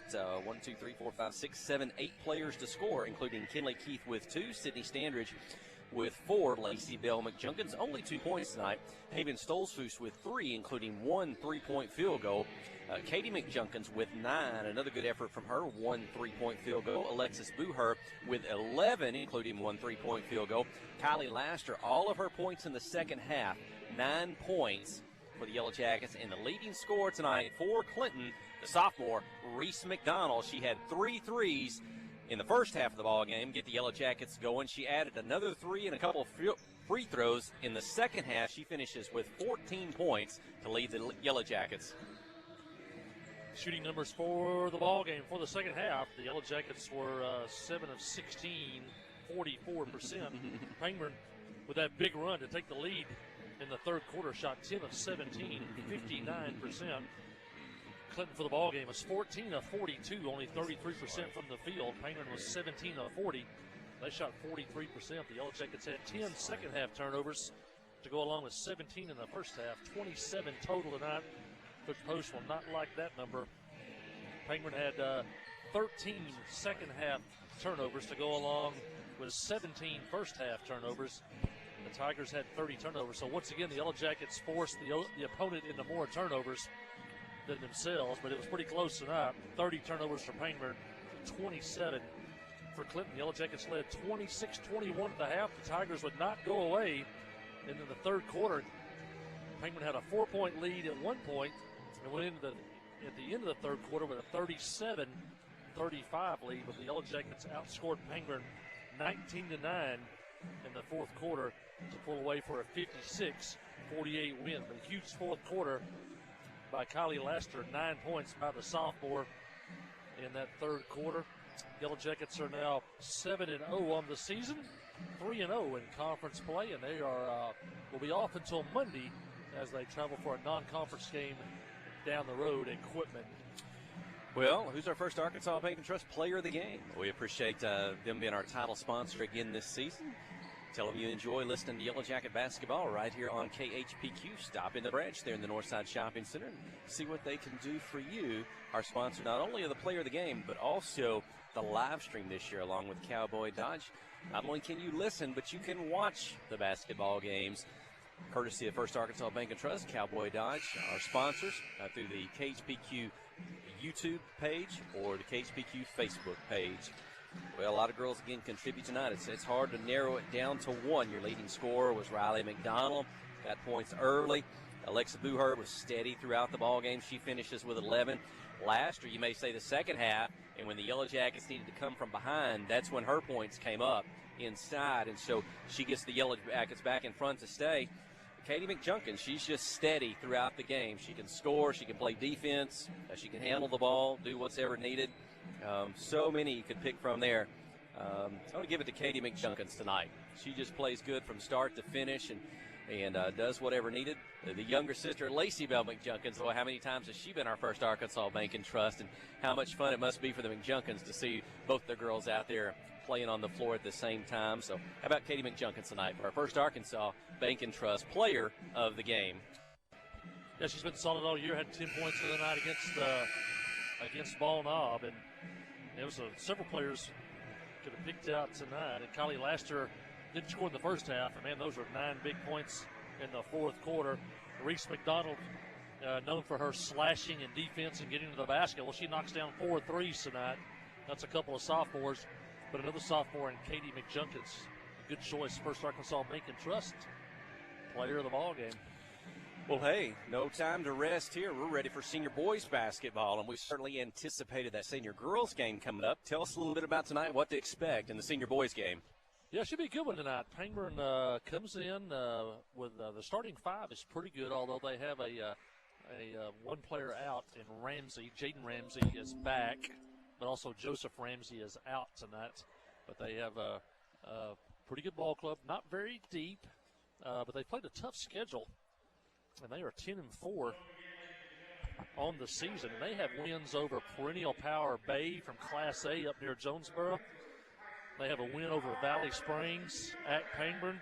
They have a win against a very good Mount Vernon team that did feature a Division I player until he got hurt, or at least a college player until he got hurt.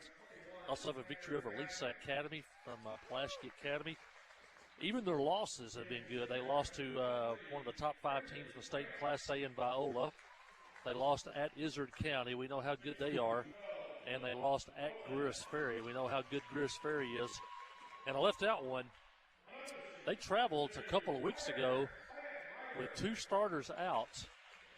They traveled to Bergman and beat Bergman, and Bergman's only lost 2 games in 2 years. We know how tough it is to go to Bergman. We beat them 2 years ago, and Craig and Bradley had to score, I think, 36 points just to get out of there with a 1-point win. And Valley Springs beat them last year with Ragland. And Penguin goes up there a couple of weeks ago and beats Bergman. So if you can go there and win. You can beat those 2 teams in one season. You have accomplished something. Yes. And so Penguin has taken down a couple of big ones there in Valley Springs and Bergman. And head coach Ben Jones started his career at Timbo. He played on a state championship team in Riverview at high school. And he's the older brother of former Clinton Yellow Jacket coach Tim Jones, who is now down at Cabot. So he's familiar with the area. I think he used to live in Fairfield Bay, I believe, when he worked at Timbo. And so he's familiar with Van Buren County. So it should be a good one tonight. Yellow Jackets will have a big size advantage.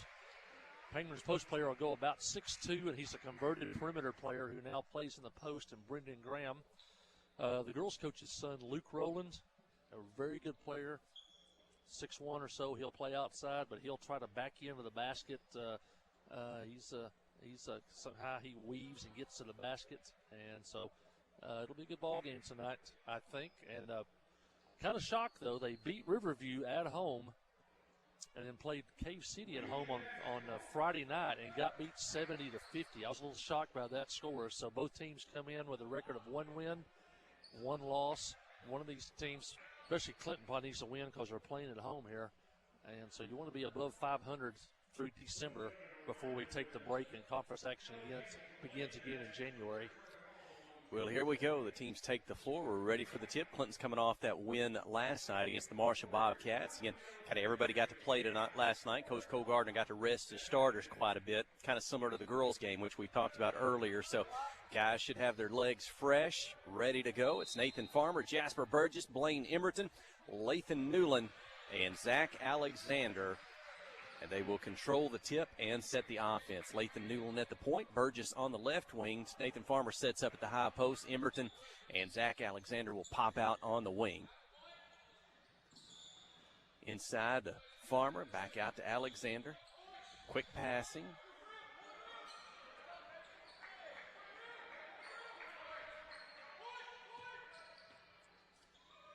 Teams kind of feeling out each other out a little bit here. Kind of offense trying to see what the defense will give them. Defense getting a look at the offense. Jasper Burgess is open for a 3 from the left side. It won't go. It's going to go off the rim, over the top of the backboard. That'll be out of bounds, and it belongs to the Tigers for their first offensive possession.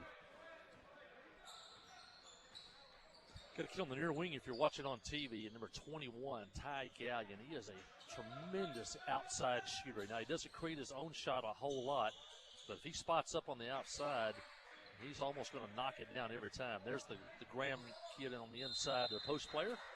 Undersized, but quick, and draws the foul there on that opening possession for Penguin. Defending on the ball. See if that's Jasper Burgess. If he ends up with a foul, it will be his first. That's a shooting foul. That'll send the Tigers to the free throw line for their first opportunity tonight. Yeah, Brendan Graham at the line for Penguin. He's the senior.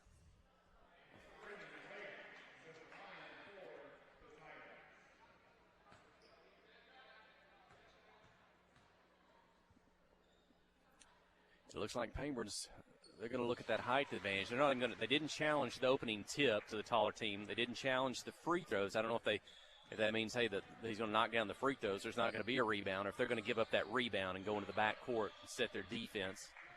We'll see how that plays out as the game goes on. And Lathan Newland is fouled on his drive to the baseline. Yeah, that's something he's done for several years, Ben Jones. I think that's something they did at Riverview when he played also. I guess there's some type of strategy behind it, but he's done that for a few years. I don't think it's original with him, though. Inbound the ball to Burgess. His shot won't go. Rebound to the Tigers. They lead by 1. 6 minutes, 35 seconds to go in the opening quarter.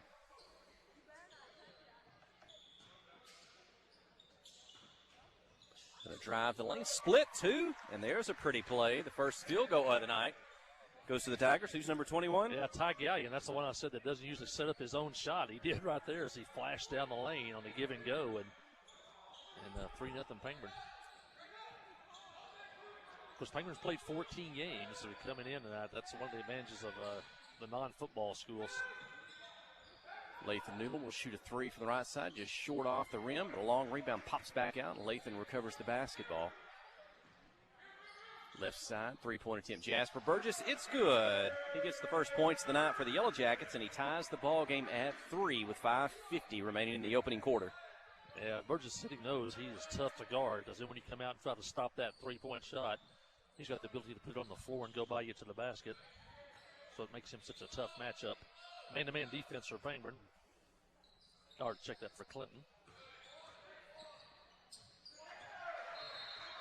And there's the difference of a 6'5", 6'6" post player and a 6'2" post player. Graham got it in, made a nice post move, but Farmer blocks it out of bounds. Hey, look who's coming in for the first time tonight. Maybe his first opportunity in a few games. Harrison Hall, the senior for the Yellow Jackets, coming off a badly sprained ankle. He's in on the floor tonight. Yeah, really fortunate to see him here. At one point, was it a sprained ankle or a broken foot? And some early talk, was it going to be 4 weeks? Is it going to be 8 weeks? And here he is already back. And it really helps out the Yellow Jacket offense. Three-point attempt is up. Gallion, it won't go. Tipped around. Newland comes away with it. He'll turn up the floor, down the left side, across midcourt. Harrison gets the pass on the right side. Defense there will toss it back out. Well, Harrison can fill it up from behind the three-point line. You give him any opportunity. Nathan Farmer catches, shoots, misses, but he's fouled, and that'll send Farmer to the free throw line. Farmer's played really good the last 2 or 3 games. Got a dunk last night against Marshall, but the game before that, he was 7 of 10 from the field, and he is improving day in, day out. And that would be a huge plus to the Yellow Jacket offense. He's going to get a lot of point-blank shots on the inside with his size. He was our first Arkansas Bank and Trust player of the game last night in the victory over the Marshall Bobcats. He missed his first free throw. He'll have a second. 3-3 is the score. 4:48 in the first quarter. He misses the second. Rebound to Penguin. So points hard to come by both teams here in the first quarter.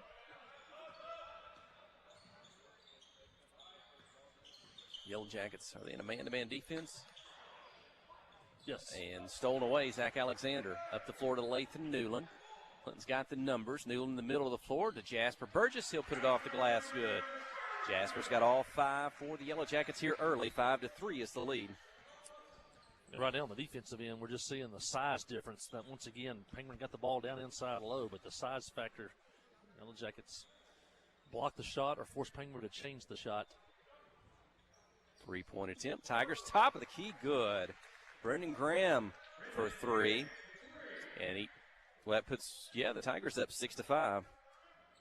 Hey, Brendan said, I can't score on the inside. I'll pull you outside and shoot the three-point basket.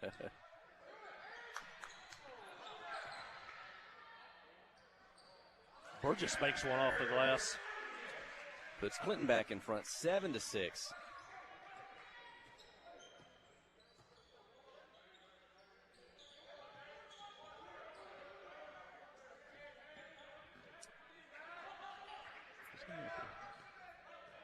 Farmer on Graham. Those are the 2 post players, but Graham's lined up outside the perimeter. Basically, Penguins with 5 players on the perimeter, flashing guards through the lane instead of using traditional post players. Probably where you want your backside defenders to slide over into the lane, and Ryder hits a long 3 for Penguin. If you can hit the 3-point, run your offense that way. They run it successfully. It's 9-7.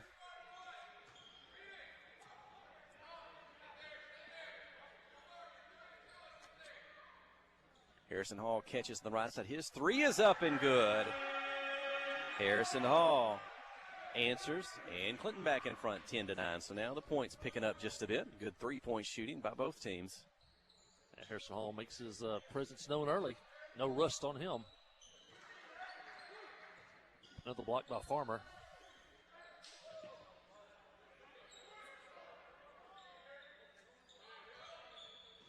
I think I noticed with Ben Jones coaching over the years, he puts players in positions for them to be successful. He doesn't have one system and make the players that he gets every year, played the same system. He pretty well evaluates what he has. So now he knows that he didn't have a size advantage. Jasper Burgess with a steal. It's going to be one-on-one. He'll take the defender to the glass and score. It's Jasper with 9 points and a 12-9 lead. Yeah, he kind of knows tonight that he can't play the traditional post-up type basketball game, so he's pretty much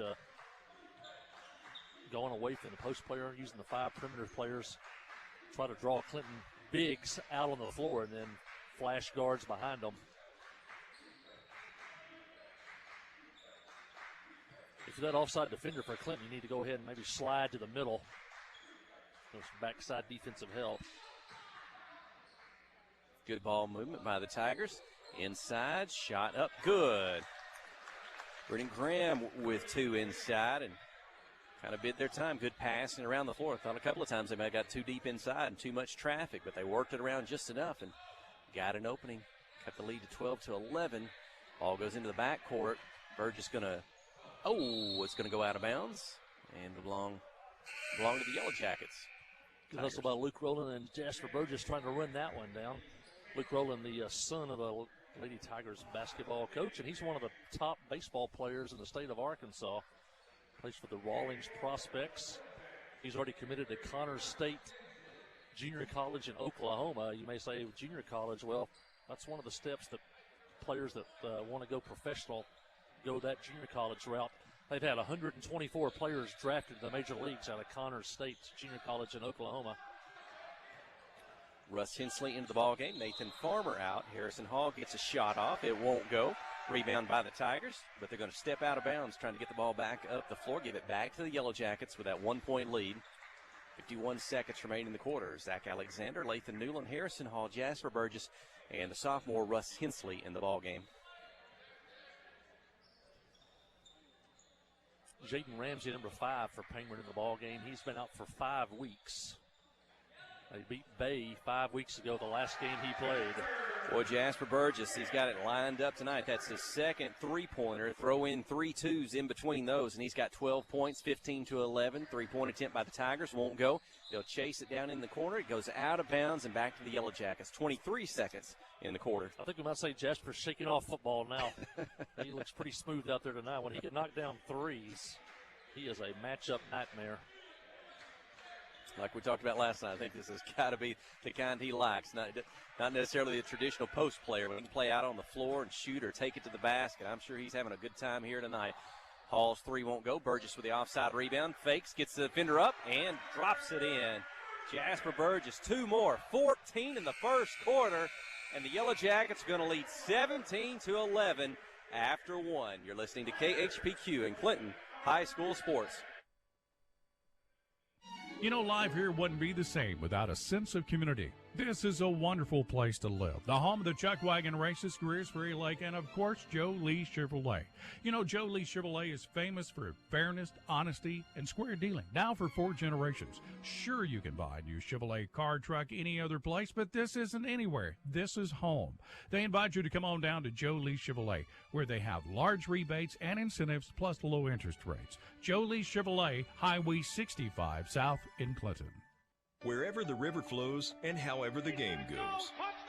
The River Company is a proud sponsor of Clinton Yellow Jacket Sports. Just like in sports, you want someone who has your back. The professional team at the River Company Insurance does just that. They'll work hard to find you the most coverage at the best possible price. Whether it's business, farm, ranch, personal, or automotive, the team at the River Company will get you exactly what you need. Sports is a team effort, so come join the team at the River, formerly S&P Insurance.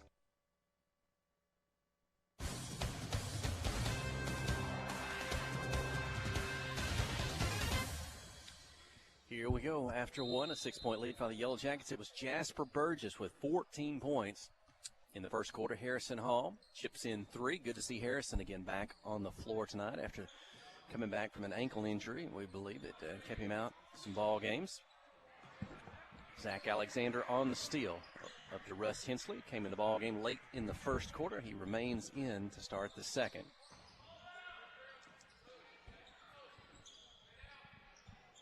Had to go talk with Coach Tommy Reed, make sure we had all of our folks that are trying to get tuned into the live stream on, and they are watching Jasper Burgess can't miss. He kind of drove in on the left side of the lane, jumped up, dropped it through. He's already at 16 points tonight. Zach Alexander with a steal. He's going to push it down the floor. He strides in the lane, slides past the defender, and they're whistling for an offensive foul. Basket won't count. We'll go the other way. Yeah, it didn't really look like he was squared up to take a charge. Look at got him from the side there. Zach will visit with the official coming back down the floor, just kind of ask about that. Zach is as polite and as a young man as you'll encounter, and getting some advice from the official there on how to play that next time. I think he comes with that honest. What a great family he has, and good sportsman. Stopping the Huddle House, and he might serve you up some dinner there from the grill. Sausage and biscuits. Biscuits and gravy. Best anywhere. Hopefully they're listening tonight at the Huddle House and got us tuned in. We're at 7:50 on a Tuesday night. Penguins going to drive the lane. Shot too hard off the glass. Back off the rim. Lathan Newland with a rebound. Going to push it down the floor. A couple defenders there. I think they'll try to split them and toss it out to Jasper Burgess, but it's deflected, and Penguin comes away with it. Going the other way. Stop. Three-point shot. Won't go. Inside. Rebound. Spin. Shot blocked by Burgess out of bounds. Keep it with the Tigers. 19-11 is the Yellow Jacket lead.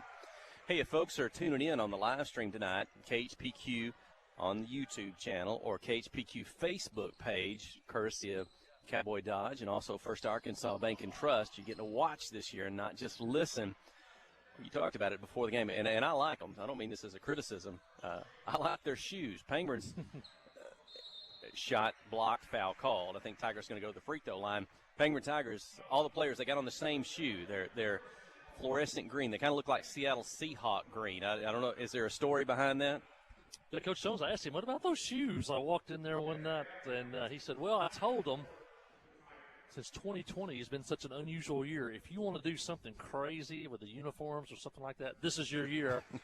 And they all voted to wear these green shoes. So that's maybe you can see those on television, but they are definitely an eye catcher. Especially the yellow. Penguins' colors are red and white, although I see some black on the uniforms. But, yeah, those neon green shoes. I don't see Coach wearing them, though. Now, Coach is a gamer. He lives about 100 yards, maybe 75 yards from the back door of the gym. So he's always on duty. 19-13, free throws good. Harrison Hall for three, and it's good. He gets his second three-pointer of the night. Boy, Harrison Hall, if he gets chances, you don't be surprised if we're going to have some nights where he'll knock down 5 or 6 in a night. He's got 2 here less than midway through the second quarter. Jackie's throwing that man-to-man. Penguin trying to use those cutters going through the lane. Take on Burgess. Jasper defending. Tries to swipe it away. He'll commit the foul. And Tigers to the free throw line. That's probably one of those that looked like a foul. It looked bad for the crowd. I'm not sure if he got anything but the basketball. But it's once again, Clinton is really making it tough for Penguin on the inside. What they kind of always tell you, high school level, if you when you're going up to block a shot, if you go through the player or through his hands, if you come down on the block, it looks bad. You can end up with a foul. Sometimes you're better off, if you can, go straight up, keep your hands straight up in the air and try to block it at that point. But Jasper took a big swipe at it. I think in ref school they call it refereeing with common sense. They say, well, if it looks like a foul to the crowd, go ahead and call it. Might save you from being roasted. 22-14, the second free throw good. Did he get both of those? I don't think so. Just the second one, didn't he? Well, it was 22-13. So he got the second one, I think, 22-14. 4:54 to go. Harrison Hall for three. This one won't go. Rebound recovered by the Tigers. Behind the back at midcourt. Dribble down the right side. Into the lane. Going to spin. Turn on Burgess. Shot won't go. Rebound inside. Toss it back out. Tigers another chance. 3-point shot. Up, in, and out. Won't go. Another rebound. Put back. This one won't go. Tigers had 3 opportunities. Couldn't get it to drop. And Yellow Jackets finally get a rebound, and they're going the other way. Yeah, they got a couple of good looks there. Couldn't get it to go down. Yellow Jackets are fortunate. Maybe they can now stretch the lead. Jasper Burgess with 3, had a defender on him. It won't go. Rebound Pangburn. 4:10 in the second, 22-14. Quickly inside, down the floor. Defenders go by. Shot won't go. Had another good opportunity. Close range there. Couldn't get it to fall. Yeah, I don't think that's a case of so many of them been blocked. I'm open. Let's get rid of it quick. And he probably rushed that one. Zach Alexander, his 3 won't go. Rebound Tigers. Got a double team on the baseline. And he'll get it out. Graham with it. Now across midcourt, just in front of the Yellow Jacket bench. Coach Cole Gardner on his feet. 3-point attempt just left of the top of the key. Won't go. Tipped around. Harrison Hall has it. Jackets about the third chance here to go up by 10 or more. Alexander takes his defender to the right, to the baseline, comes back to the left of the lane, gets the shot off, and draws the foul. He'll have a chance from the free throw line to put the Yellow Jackets up by double figures. Like a little ragged there for a couple of minutes. Third possession for Clinton, a chance to go up 10 or more.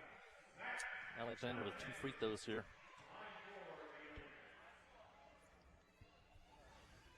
He'll get the first, and that's going to be his first points of the night. He's only the 3rd player to score. Well, when you got Jasper Burgess putting in 16 already, Harrison Hall with 6. Alexander's 1 will put the Yellow Jackets up by 9, and he'll have a second free throw. Misses. Russ Hensley's going to chase down the rebound. Back out high to Lathan Newland. Reset the offense.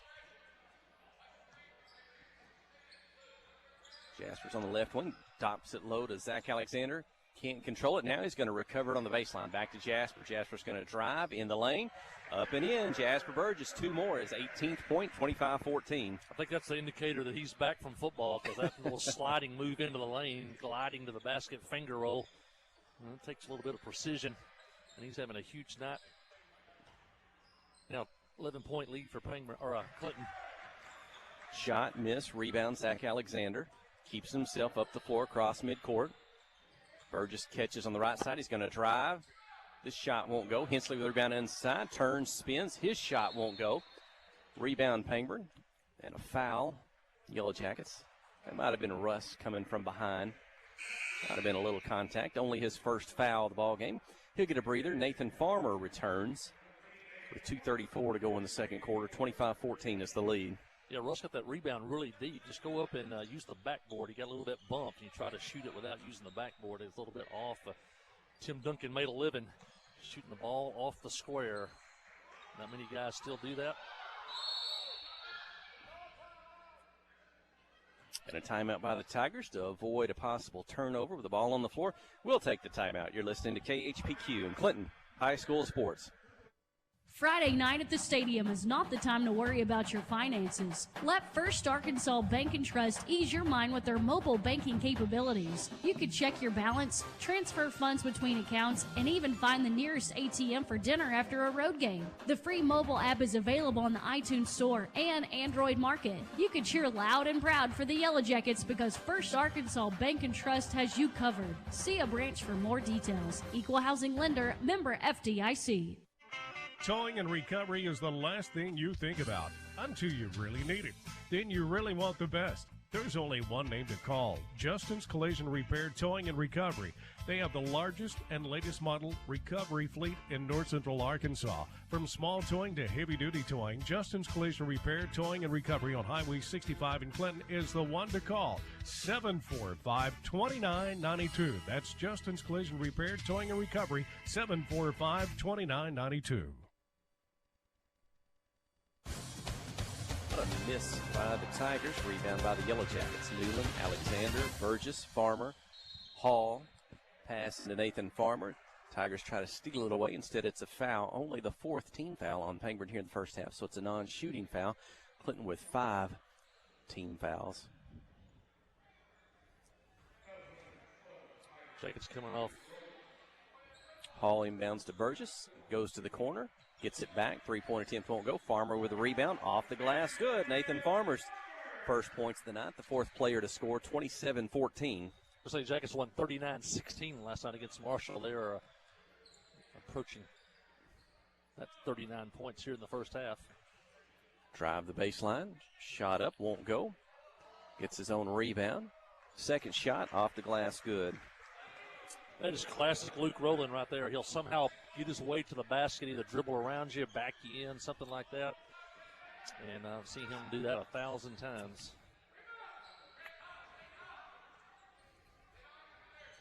Minute 15 to go in the second quarter. Braxton Butler, by the way, our cousin in the game now for Pangburn. Number 10.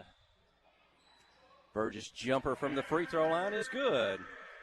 Jasper scored threes. He scored twos, that time from 15 foot from the free throw line. He scored inside. He's doing it all offensively tonight. Turnover for Pangburn.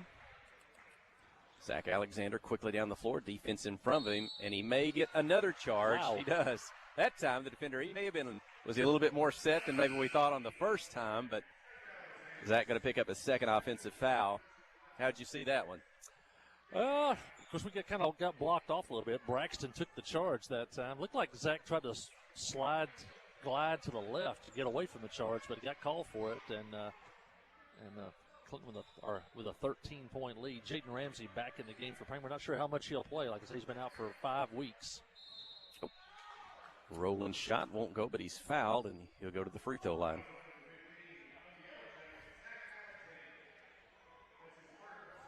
We talked earlier about Luke Rowland, an outstanding baseball player. He's been a 2-time All-Stater in basketball. He's a right-handed pitcher in baseball and has a unique arm slot, throws in the upper 80s right now. And so he's got a bright future ahead of him. I remember watching him when he played T-ball.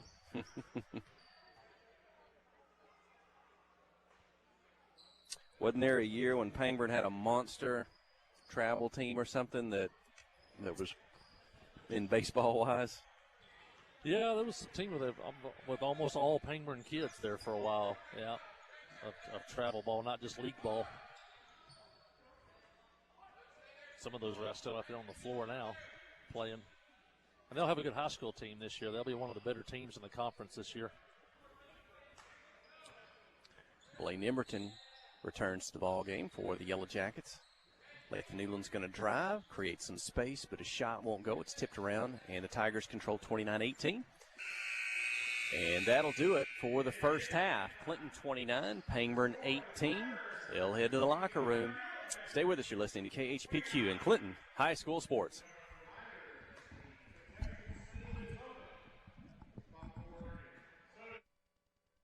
You know, life here wouldn't be the same without a sense of community. This is a wonderful place to live. The home of the Chuck Wagon Races, Greers Ferry Lake, and of course, Joe Lee Chevrolet. You know, Joe Lee Chevrolet is famous for fairness, honesty, and square dealing. Now for 4 generations. Sure, you can buy a new Chevrolet car, truck, any other place, but this isn't anywhere. This is home. They invite you to come on down to Joe Lee Chevrolet, where they have large rebates and incentives plus low interest rates. Joe Lee Chevrolet, Highway 65 South in Clinton. The all-new Cowboy Chrysler Dodge Jeep Ram & Clinton is gearing up for football season. Yep, we've got a huge lineup of Rams that are sure to fit all of your tailgating needs. So put on that lucky jersey and score huge savings during the summer clearance event. Can't wait to see you at the all-new Cowboy Chrysler Dodge Jeep Ram & Clinton and at cowboycdjr.com.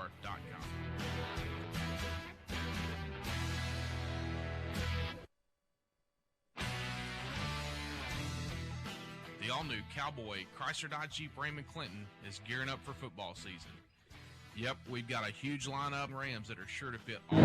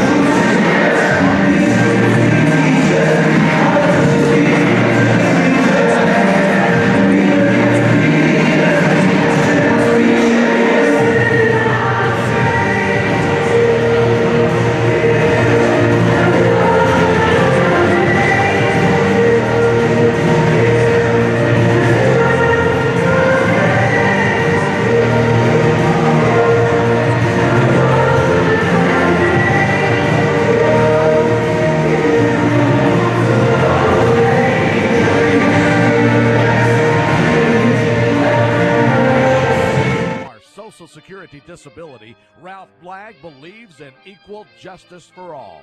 Located on Court Street in downtown Clinton and on the internet at blagglaw.com.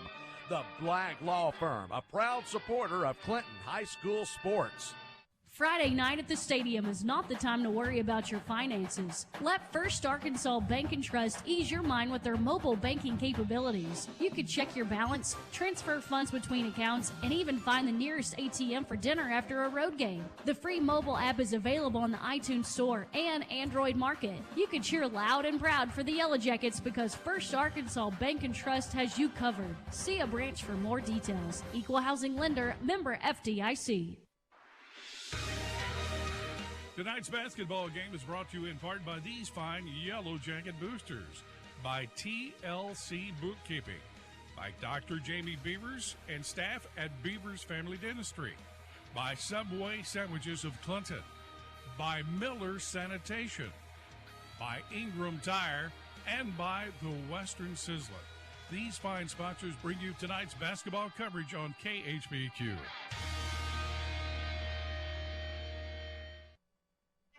Towing and recovery is the last thing you think about until you really need it. Then you really want the best. There's only one name to call, Justin's Collision Repair, Towing and Recovery. They have the largest and latest model recovery fleet in North Central Arkansas. From small towing to heavy-duty towing, Justin's Collision Repair, Towing and Recovery on Highway 65 in Clinton is the one to call, 745-2992. That's Justin's Collision Repair, Towing and Recovery, 745-2992. The Blagg Law Firm is a proud supporter of Clinton High School Yellow Jacket sports. When you need an attorney, call the Blagg Law Firm. Whether it's an injury accident, criminal defense, DWI, family dispute, or Social Security disability, Ralph Blagg believes in equal justice for all. Located on Court Street in downtown Clinton and on the internet at blagglaw.com. The Blagg Law Firm, a proud supporter of Clinton High School sports.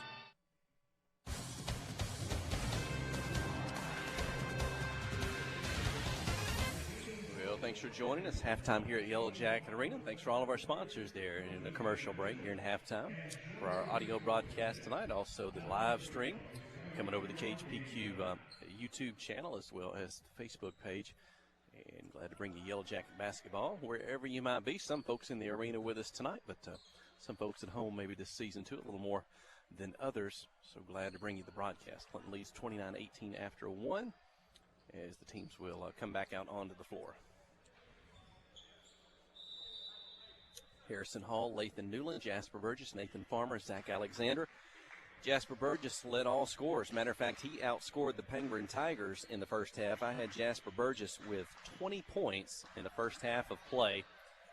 Tigers going to steal it away. They'll take it down the floor, drive the baseline, and go out of bounds before they can make the pass back out. They got my shooting numbers for the first half. 1, 2, 3, 4, 5. 17 first half shots for Penguin.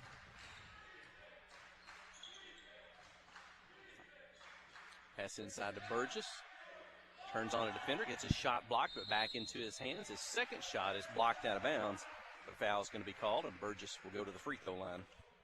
18 first half shots for Clinton, but that flurry by Jasper Burgess, big difference in this game. Yellow Jackets lead 29-18, 17-11 lead at the end of the first quarter, and Yellow Jackets outscored Penguin 12-7 in the second quarter. Burgess hits a free throw, and the Yellow Jackets, I think that ties their. No, I think they were up 13 at one point. They had a 12-point lead now, 30-18.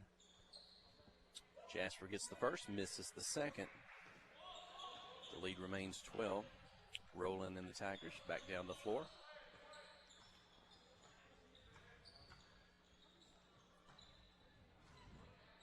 In Clinton with a height advantage tonight. Tigers playing around the perimeter, cutting through the inside when they can, driving that time, but a shot missed, might have been blocked, and they're defended well by Nathan Farmer, and Lathan Newland comes away with it.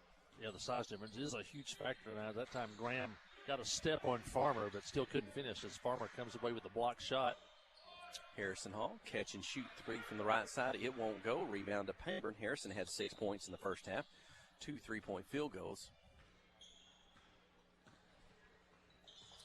Hadn't seen much of a Gallion, and he's got a wide open three now, just as I say that. Misses, but a rebound inside by Graham, and the putback two is up and in. I've got Graham, if my numbers are correct, unofficially with 9 points in the ball game. I'll say Graham, though, being undersized, he is using his speed. He's hustling in there. Whatever he can get, he gets it. That time he got the rebound, got back up and scored. Zach Alexander's going to drive, put it off the glass, good. Zach's first field goal of the night, his third point, 32-20. I can see Alexander use that glass off the square. Don't have to be near as accurate, especially if you get bumped. If you go ahead and just hit that big square. Good fundamental play by Zach Alexander. And the Tigers going to turn it over in the offensive end. How many turnovers now? That's 6 for Penguin, 5 for Clinton. The pace definitely has been much slower than that girls' game tonight, which went up and down. Zach's got a step. He'll drive the left side. This time his shot won't go. Farmer's battling for the rebound. Out on the floor, top the key. Burgess will take the pass. He'll put up a three. It won't go. Farmer's going to tip it out. Burgess will recover the rebound. I think the Penguin fans went on over the back on that one.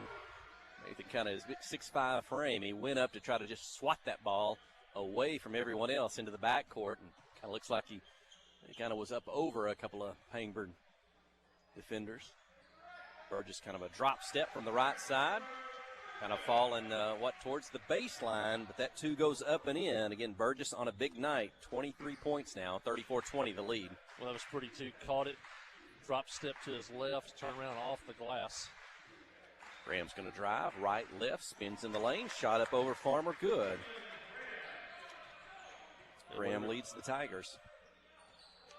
Whatever it took to get over the defender, Graham did it again as he had a little bit of spin move, got him just enough space, and it's like Penguin now trying to play some man-to-man defense. Jasper catches on the left side, and they'll try to cut him off on his move to the lane. That'll be a blocking foul. Non-shooting foul. Clinton will inbound from the baseline. I see Joe Hudson in the hive over there. He is. He just served. He was in there when I went over and bought some barbecue nachos. Got football players in there tonight, I think, working. Joseph Liam started last night, junior high game. It's Marshall. Nathan Farmer with a basket. 36-22. Is that the biggest lead of the ball game? 14 points for the Yellow Jackets. Yeah, I think it is the biggest lead at 14. Gallion gets inside. That shot's blocked again. Well, we don't keep stats on block shots, but it's been a big night for the Yellow Jackets. We knew coming in that'd be the biggest advantage for Clinton would be the height advantage, and that's definitely affected Penguin shooting. Penguin had 50 points against Cave City on Friday night. Graham's three won't go, and on the rebound, foul going to be whistled. Or did it go out of bounds? It's going to end up with the Yellow Jackets. Russ Hensley checks back in for Clinton, the sophomore. 4 seniors and a sophomore on the court here in the senior boys game. Kind of the opposite for most of the girls game. You may have 3 or 4 sophomores in that girls game at any one time. Harrison Hall with a long three. It won't go. Rebound Pangburn. 3:35 to go in the third quarter. Rolling across midcourt. Newland will pick him up. On the three-point line. Fake. Back to Graham. He'll drive. Put it up. Count the basket. Andy's fouled. A chance at a traditional three-point play for Brendan Graham. Great first step by Brendan. Quick first step. They also made that left-hand layup. Get so many kids that right-handers that can't shoot comfortably on that left side. But Brendan did there. Cuts the lead to 12. A chance to make it 11 with the free throw. Misses the free throw. Rebound to Jasper Burgess.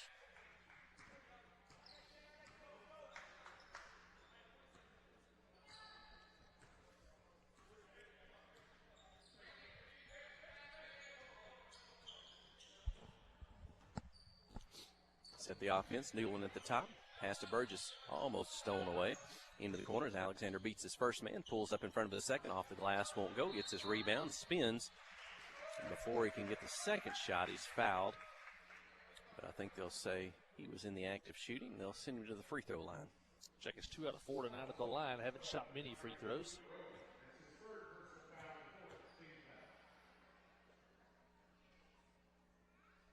Zach's first free throw is good. It's his 4th point. Second free throw made.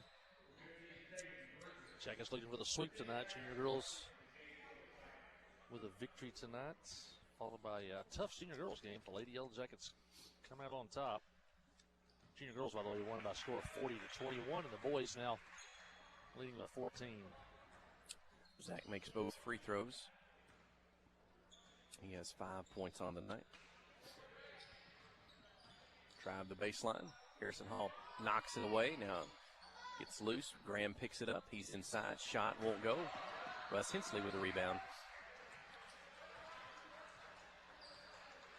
Seconds done a good job on Gallion and Rowland. They don't have very many points tonight. That's usually 2 of the biggest scorers for the Tigers. I think they've combined for 6 points so far tonight. Alexander inside. Shot won't go. Might have been a lot. Gets it back. And he's fouled on his second shot attempt. Official will say it was on the floor. They'll inbound from the baseline. 2:18 in the third quarter. 38-24. The Yellow Jackets lead.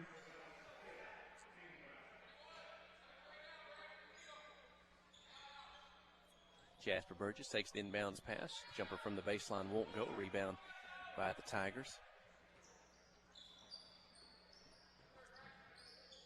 Pass inside to Graham. Burgess behind him. Shot won't go.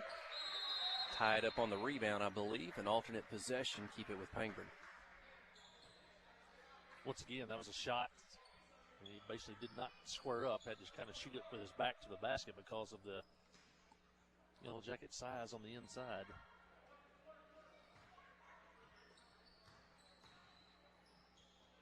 In the lane, starts left, spins back right, misses the shot. Rebound Hall, outlet to Lathan Newland. Pass to the right side for Burgess. He'll drive and put it off the glass. Good. Jasper Burgess. Jasper Burgess, 25. The Pangburn Tigers, 24 at this point in the ball game. I think we may have an early leader for the first Arkansas Bank and Trust player of the game. From the right side, 3-point attempt won't go. Rebound Russ Hensley. Clears to Lathan Newland.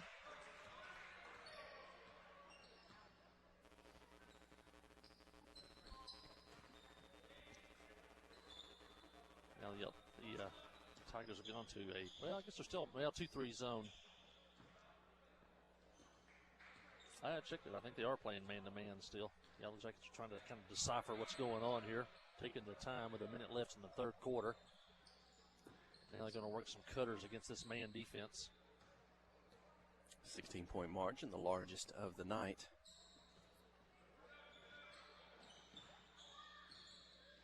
They'll reset the offense. Now they're going to try to trap.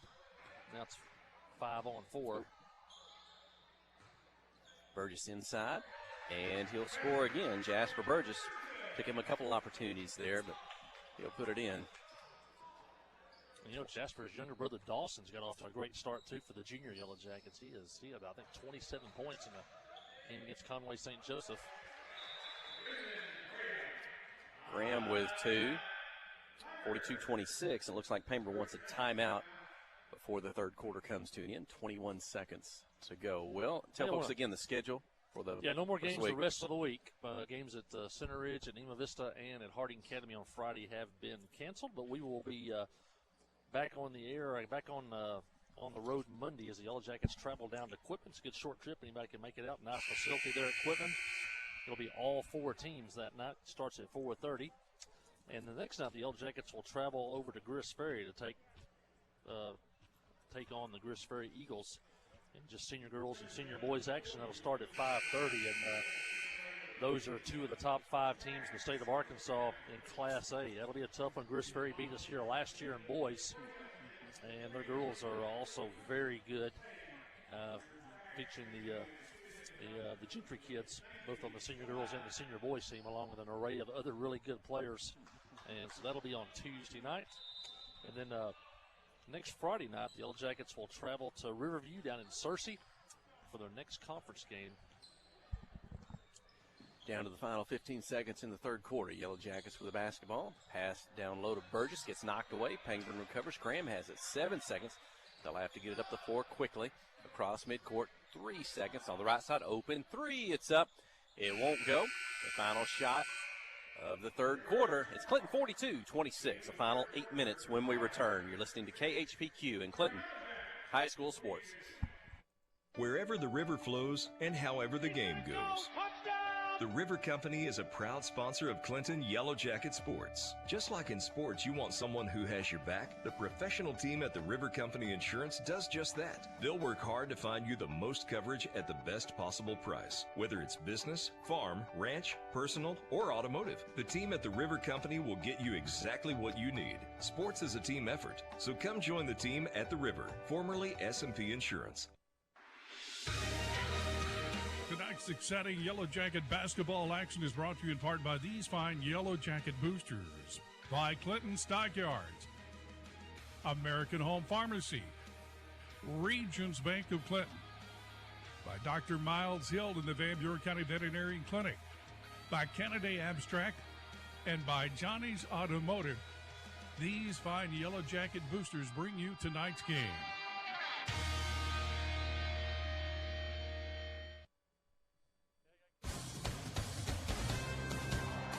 Jackets leads to Jasper Burgess tonight. He has 27 points in the ball game. Joined by Nathan Farmer with 4, Zach Alexander with 5, Harrison Hall with 6 points tonight, including 2 3-point field goals. Clinton's biggest lead of the night at 16, 42-26. Yellow Jackets 6 of 12 in the third quarter. That's 50%. Pangburn goes 4 of 12, 33%. Brendan Graham had all 8 points for Pangburn in that third quarter. Harrison Hall's 3 won't go, but a rebound by Zach Alexander. They'll clear it back out high to Burgess, Hall, and Newland. It's like Pangburn now really going to extend their defense, adding some pressure, maybe try to get some turnovers. Graham ends up with it. He's going to drive the right side, stays outside the lane, and Nathan Farmer blocks his shot out of bounds. I want to thank Nathan's dad, Darren, right? He made a video for the 2000, if you remember this, 2005, the Yellow Jacket football team went undefeated. He made a great highlight video with music. Get back to that as Luke Rowland scores. They First Baptist Church fed us one day a pregame meal, and he showed that video from back then. It was set with music and everything. It was great. He gave me a copy tonight. I was kind of wanting a copy to add to my collection, but that was the Kelby Bonds and Waylon Bramlett and those guys back in 2005. Yellow Jackets went 11-0 before they finally lost in the playoffs. Burgess is fouled inside.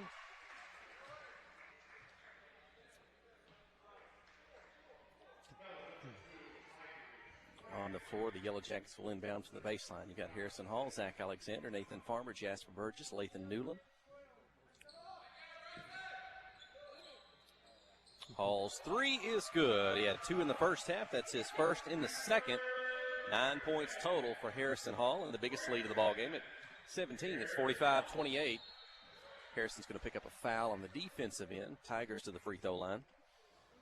Good to see Harrison Hall back. We were worried we might not see him at all, or it might not see him for a while, and he definitely makes things happen. Yeah. Probably one of the best outside shooters in the entire conference, and that really when he hits, that opens up everything else on the inside. Ooh. Yeah. You got 20? Here you go. Take that. Just tomorrow. Need something. Gallian's got another free throw, and he hits that one. 45-29 Clinton. 6:30 left in this one as the Yellow Jackets look to go to 2-1 in conference play. Burgess for 3. And it's good. Your 30th point for Jasper Burgess, his third three-point field goal, 48-29. It's unfair if he starts making those threes for the other team. Braxton Butler, probably the smallest player on the floor, puts it on the floor, drives the basket. He's fouled, and he's heading to the free throw line.